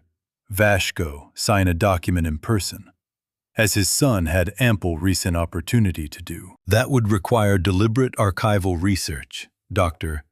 Achterberg said, not casual familiarity. The room had gone very quiet. I looked at Renata. For the first time in 3 months, the stillness I had learned to read on her face was gone. In its place was something I had never seen there before. Something that looked, for just a moment, like a woman watching a very carefully built structure discover its first crack. Your Honor, Prin said, the petitioner's professional background is in real estate development, property archives, public licensing records, deeds, historical filings. These are the tools of her trade, accessed daily for over a decade. The court has heard testimony placing the respondent's son 15 miles away on the morning this document was filed, in person at Ironhead Tower's front desk. The court has now heard forensic testimony that whoever forged this signature worked from a decade-old sample, consistent with archival research rather than recent personal observation. He let that sit a moment. We would ask the court, he said, to consider who in this room actually had both the access and the expertise to produce a forgery this specific. I heard, behind me, a chair scrape back. Dmitri stood, 3 rows back, alone, and every head in that courtroom turned to look at him, including mine, including Renata's, whose face had gone the color of the snow outside. I need to say something, he said. His voice was not steady. I should have said it 3 months ago. Mr. Vashko, the judge said. You're not currently called to. I know, Dmitri said. I'm asking to be heard anyway. The judge looked at him for a long moment, then nodded once, and the room held its breath, the way a room holds its breath before the worst true thing anyone has said all year. I didn't sign that form, Dmitri said. I never signed it, but I found out, about 2 weeks after it happened, who did. I found her passcode on an old laptop backup, accessing the state licensing portal, on the exact date the recertification was filed. I found a photo of my father's 11-year-old license renewal saved to her files, time-stamped from before the party invitations even went out. He looked at Renata. I do not have adequate words for what was in his face. I didn't say anything, he said, because part of me thought if I stayed quiet, if I let my father believe it might have been me, it would hurt less than the alternative. I told myself I was protecting the family. I told myself a lot of things. The truth is, I was a coward, and I let my father spend 3 months believing his own son might have betrayed him, because I couldn't stand to be the man who finally told him the truth about the woman I married. The courtroom held absolutely still. I sat at the respondent's table with my hands flat on the wood, and I looked at my son standing 3 rows back, with tears running openly down a face he had spent 44 years teaching himself not to show anyone.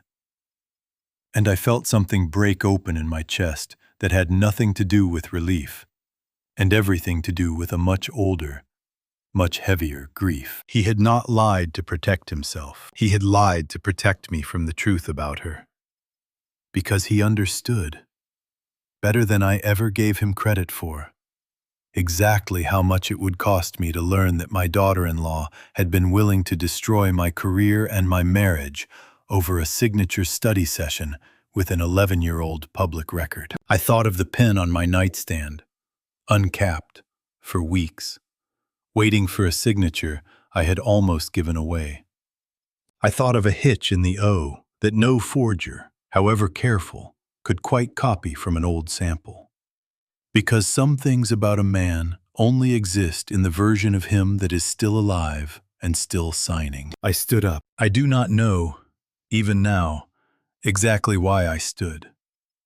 except that I understood, watching my son finally tell the truth in a room full of strangers, that this was the moment the entire proceeding had been built toward, and that whatever I said next would matter more than anything I had said in the 3 months prior. Your Honor, I said, I'd like the record to reflect that I believe my son.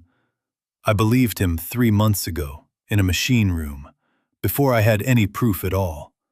And I was right to. And I let a piece of paper talk me out of trusting my own judgment about my own child. I would like that corrected, on the record, before this goes any further. I had not verified a single word of what Dmitri had just said. I said it anyway. For the first time in my life, I chose the man over the number. The hearing recessed for the day after that. I do not remember the judge's exact words, only that guardianship proceedings do not resolve themselves in a single afternoon, no matter how thoroughly the ground has shifted beneath them, and that there would be further filings, further dates, a process that would take weeks to formally close, even though something far more important had already ended. Right there, in that wood-paneled room. I walked out to the parking lot alone. Marisol was still inside, gathering papers with Prin, and Dmitri had been taken aside by his own attorney. And I found myself standing beside my truck in the gray afternoon light, with nothing left to do with my hands. I opened my toolbox. It rides in the bed of that truck permanently. The same case I have carried for 11 years. And I opened it without entirely deciding to. The way a man reaches for a familiar door in the dark. I did not take anything out. I stood there, the case open. Snow beginning to fall again, lightly. The kind that doesn't accumulate so much as drift. And I looked at the tack and the meter and the torque wrench laid out in their places. Every one of them clean. Every one of them exactly where it belonged. And I found that for the first time in 43 years, I did not know what to do with my hands in the presence of my own tools. There was nothing to measure, nothing to calibrate. No number in that toolbox that could tell me anything true about what had just happened in that courtroom. I stood there a long time. Marisol found me that way. She did not say anything. She came and stood beside me, and after a moment, without a word, she reached past me and closed the lid of the toolbox herself.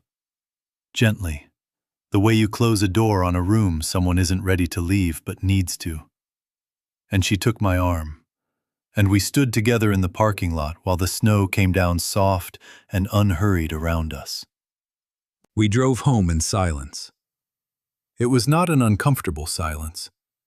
It was the particular quiet of two people who have just survived something together and have not yet found the words for it. And may not need to. Not that day. I sat in my study that evening, alone. And I did the thing I had been avoiding for 11 weeks. I opened my phone to the voicemail I had never deleted and never finished listening to. From the second week of November, left at 1 in the morning, 22 seconds long. A call I had missed because I keep the ringer off in the machine room out of 43 years of habit, and had simply never circled back to. I pressed play. Dad. Dimitri's voice, low, unsteady, the particular register of a man who has had a few drinks and finally found the courage the sober version of himself could not locate. It's late. I know. I need to tell you something, and I don't think I can say it if you pick up. So I'm glad you didn't. I found something. About Renata. I don't know what to do with it. I keep thinking if I tell you, it proves you were right not to trust me with anything. And if I don't tell you, I'm just becoming the kind of man you always thought I'd become. I don't know which one is worse anymore.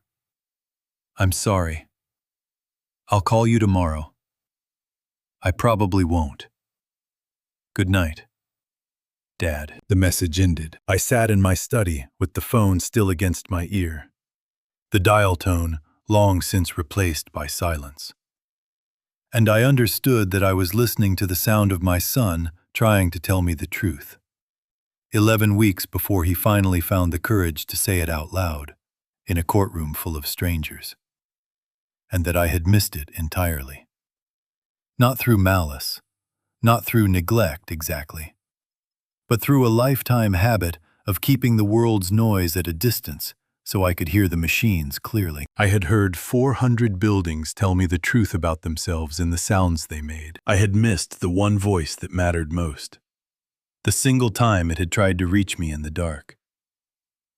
I played it again, and a third time. I do not know how many times I played it that night, sitting alone in my study with the snow still falling outside the window.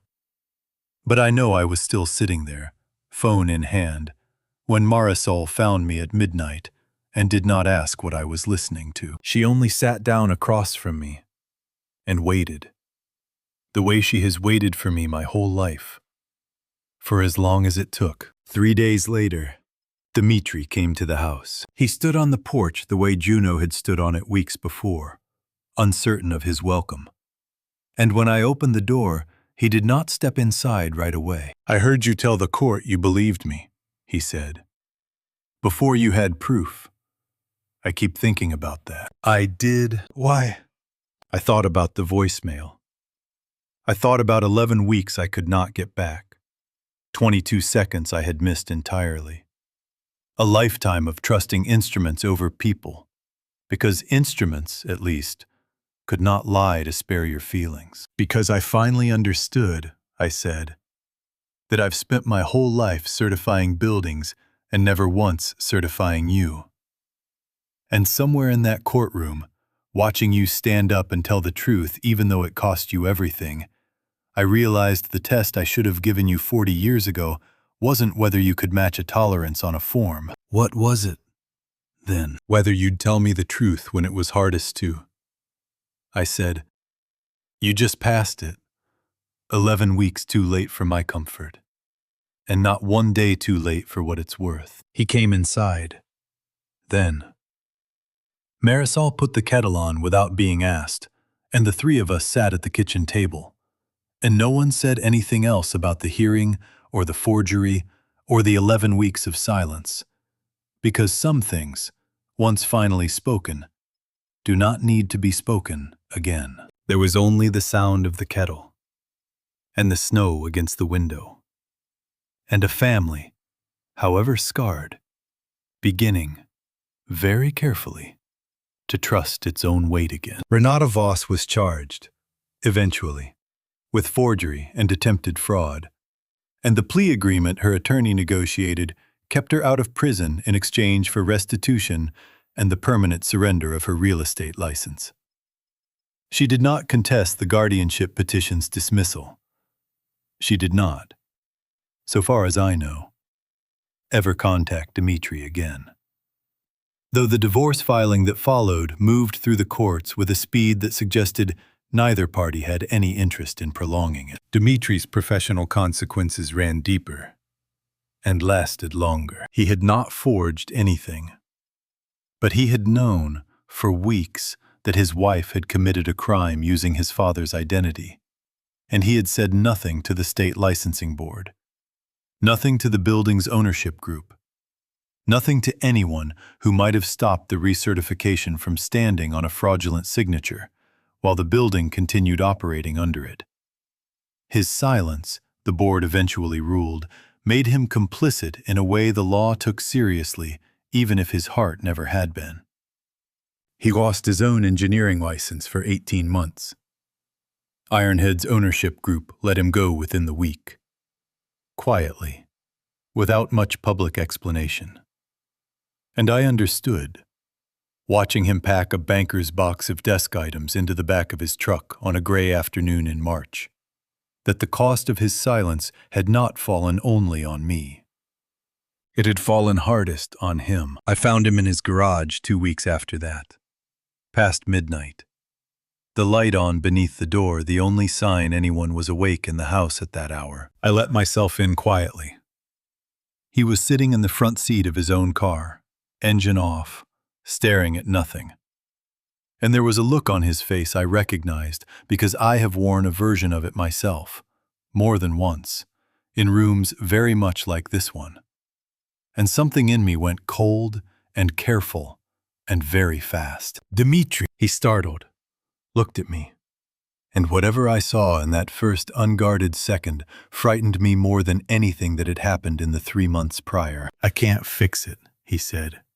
His voice was flat, exhausted past the point of tears. "I lost the license. I lost the job. Juno asks me every day when I'm going back to being an engineer, and I don't have an answer that isn't a lie.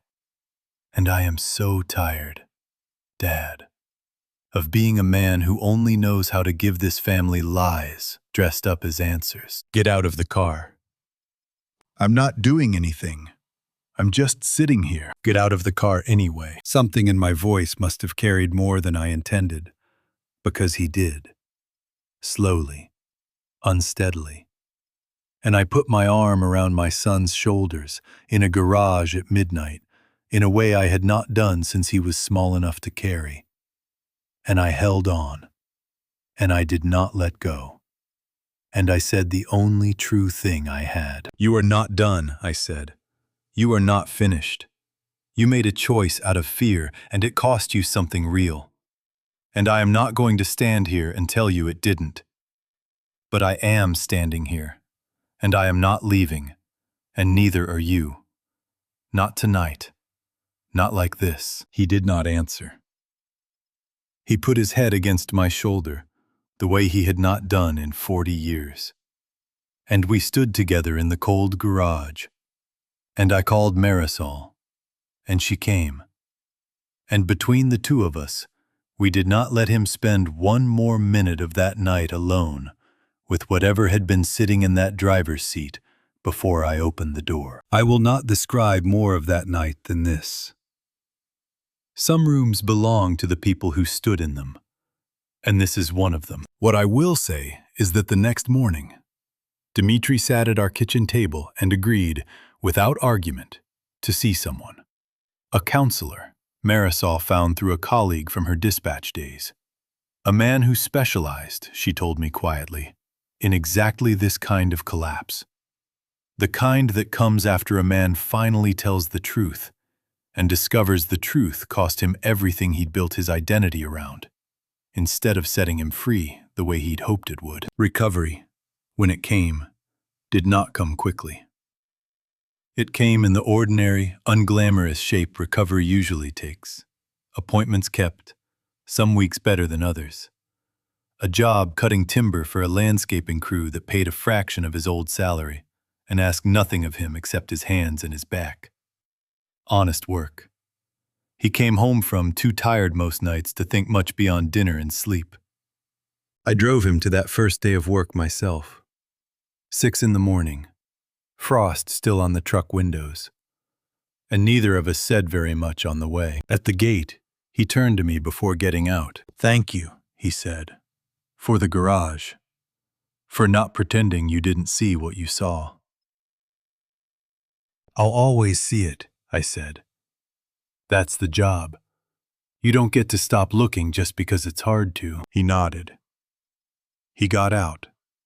I watched him walk toward a crew of men in work boots he'd never met, carrying nothing but a thermos and the particular unsteady dignity of a man beginning again from somewhere far lower than he'd ever imagined starting. And I sat in my truck at the gate a long moment before I could make myself drive away. Some debts, I have learned, are not paid in a single signature. They are paid one honest morning at a time, for as long as it takes. 6 months later, in June, I stood in the machine room of a 4-story medical building in Cloquet, 20 minutes south of Duluth, running a routine inspection on a single-car freight elevator that had not given anyone trouble in a decade. Dmitri stood beside me, holding the clipboard. He had asked me, in April, whether I would take him on as an unlicensed assistant, not paid work, not a path back to his own certification, which the board had made clear would take the full 18 months and a demonstrated record of honesty before they would even consider reinstating it.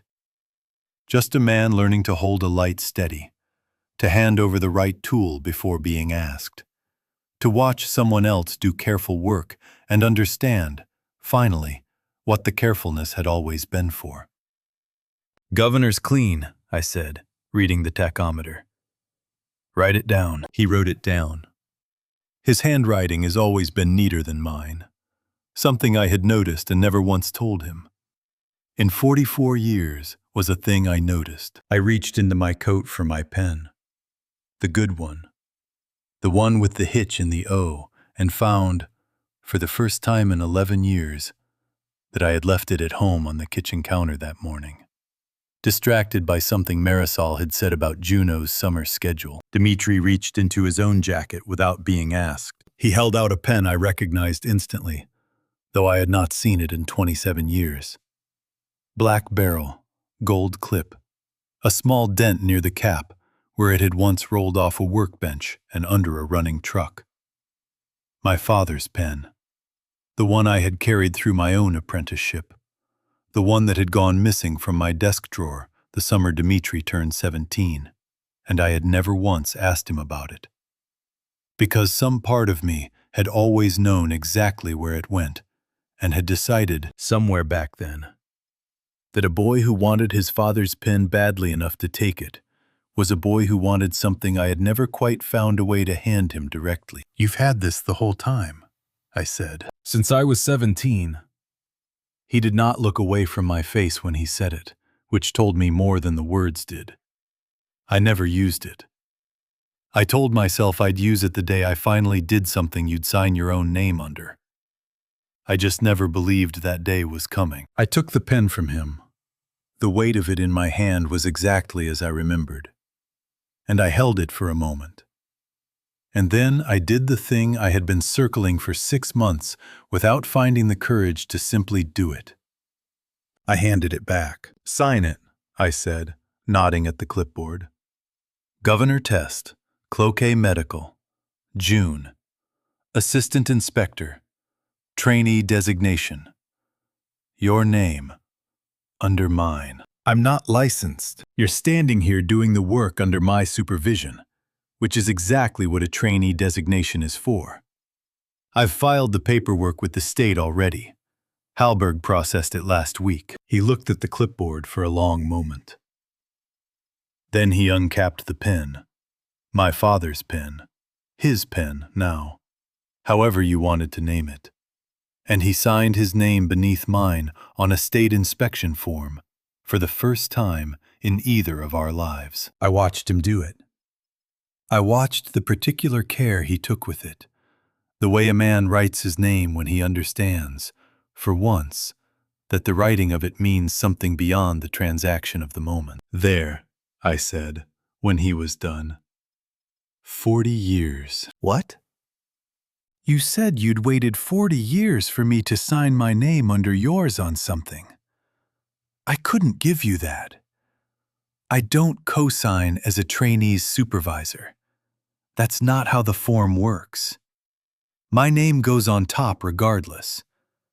But I could give you this instead. Your name under mine. On something real. With both of us standing in the same room while it happened, instead of a clipboard I walked away with while you were still learning to read it." He did not say anything for a while. We stood together in that small machine room, the freight elevator humming quietly on standby beside us. And outside the June light came warm and easy through a high window. Nothing at all like the January dark we had stood in 6 months before. "I used to think," he said finally, "that the only way you'd ever be proud of me was if I became exactly you. Same precision, same distance from everybody who loved me. It took losing everything to understand that's not what you were ever actually asking for." What was I asking for? "I don't know yet," he said, "but I don't think it was that." I did not have a better answer than that to give him. so I did not try to invent one. I put my hand on his shoulder instead, the way I had not managed to do with any ease at all for most of his life. And we finished the inspection together. And he wrote every number down in handwriting neater than mine. And neither of us said very much else. Because for the first time in a long time, there was nothing left unsaid between us that needed saying out loud in that particular room. September came warm and slow, the way it does in Duluth some years, the lake holding its summer heat a few extra weeks before the cold remembers itself. We had everyone over for supper on the back porch. Marisol's doing, always. The long table she insists on setting, even when a card table would do. Cornbread and grilled whitefish and the good tomatoes from her garden, the last of them before frost. Dmitri manned the grill, his sleeves rolled up, a tan on his forearms he had not had in 20 years of office work. Juno sat cross-legged on the porch steps with a library book she was pretending to read while she watched the food. Beaudry came too, and stayed late, the way he does now that retirement has left him with more evenings than he knows what to do with. He and Marisol argued cheerfully about a Vikings game neither of them had actually watched, and I sat at the head of the table and let the sound of my family wash over me the way water washes over stone. Slowly, and without asking permission to change anything it touches. After the plates were cleared, Juno climbed up onto the bench beside me. "Grandpa," she said, "do you still have the key, the brass one, from the tower?" "I gave it to Beaudry," I said.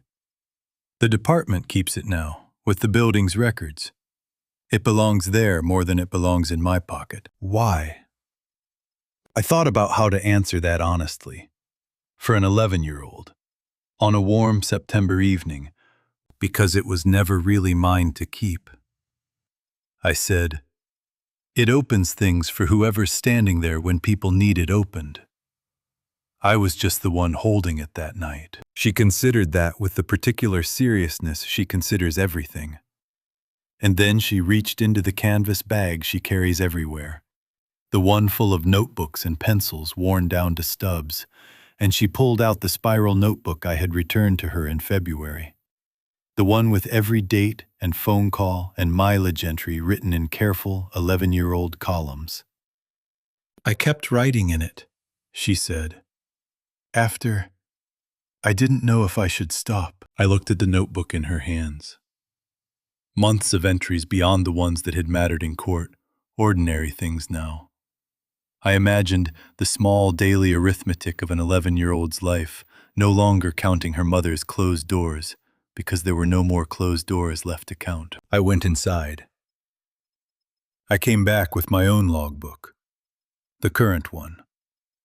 43 years of entries behind it, in a row of identical black books on a shelf in my study. And I set it on the table between us. "This is what I use," I said. "Numbers. Tolerances. The place where something breaks. It's a good way to understand a building. It is not, I've learned rather late, a good enough way to understand a family." I opened it to a blank page near the back. "You already know how to count what doesn't add up." I said, "That's the skill I spent my whole life building, and you built it faster than I did. And you built it for a better reason than I ever did. You built it because you wanted to understand the people you loved, not because you were afraid of what would happen if you trusted them without checking." I handed her the logbook. "I'd like you to have this," I said. "Not to replace your own, to go alongside it. When you're older, if the work ever calls to you the way it called to me, you'll have somewhere to start. And if it doesn't, if you become something else entirely, I hope you'll still keep writing things down. Not to catch anyone in a lie, to understand them. That's the part I got wrong for 40 years. I thought the counting was for catching people. It was always supposed to be for understanding them. Juno held the logbook with both hands, the same careful grip she'd held her own notebook with on our porch in January. And she looked up at me with an expression too old for her face and exactly right for it at the same time. "Is that what Dad's pen is for now?" she asked. Understanding, not catching. I looked down the table at Dmitri, who was watching us, who had gone still in the particular way a man goes still when he is listening harder than he wants anyone to notice. "Yes," I said. "That's exactly what it's for. Now." The light went gold and then blue over the harbor, the way it does in September. And the porch lights came on one by one as the evening settled. And I sat at my own table, surrounded by the people I had spent a lifetime protecting by refusing to trust them with the whole truth of myself. And I understood, finally, sitting there with my granddaughter's hand resting on a logbook full of my own signature, that the belief I had carried for 43 years had never been entirely true. Checking a thing was not the opposite of trusting it. Sometimes checking was simply the most careful way a man like me had ever learned to say, "I need you to still be here tomorrow." I had spent my whole life finding the number where things broke. It had taken losing almost everything to learn there was another number worth finding. The one where, against every tolerance I had ever measured, something held. The last of the daylight went out over the harbor, and Juno's flashlight found the logbook's spine one more time before Marisol called everyone in for pie. The brass key was miles away by then, resting in a fire department records drawer, waiting for whichever stranger needed it next. Tolerance is not the same as trust. I spent 43 years believing they were opposites, that to love someone carefully was to check them constantly, and that checking them was its own quiet betrayal. I built a whole life on that mistake and nearly lost my son to it before I understood what I had actually been measuring all along. A governor trips when the load exceeds what the cable can bear. But a cable that has never once been tested doesn't earn your confidence. It only earns your hope. I had confused the two for 4 decades. Hope asks nothing of a person. Trust asks everything, and then stays anyway. My son forgave me before I ever finished apologizing, which I have come to understand is simply what grace looks like when it arrives late but arrives whole. We are neither of us the men we were in January. He signs his name under mine now, on real forms, in a real hand. And some mornings, that is the closest thing to a miracle I expect to see this side of the ground. If you are the one still waiting for someone to check your work, really check it, not just glance and move on. I hope you find a way to ask for that before it costs you what it nearly cost us. And if you were the one holding the pen, hesitating over whether trust means never looking too closely, look closely.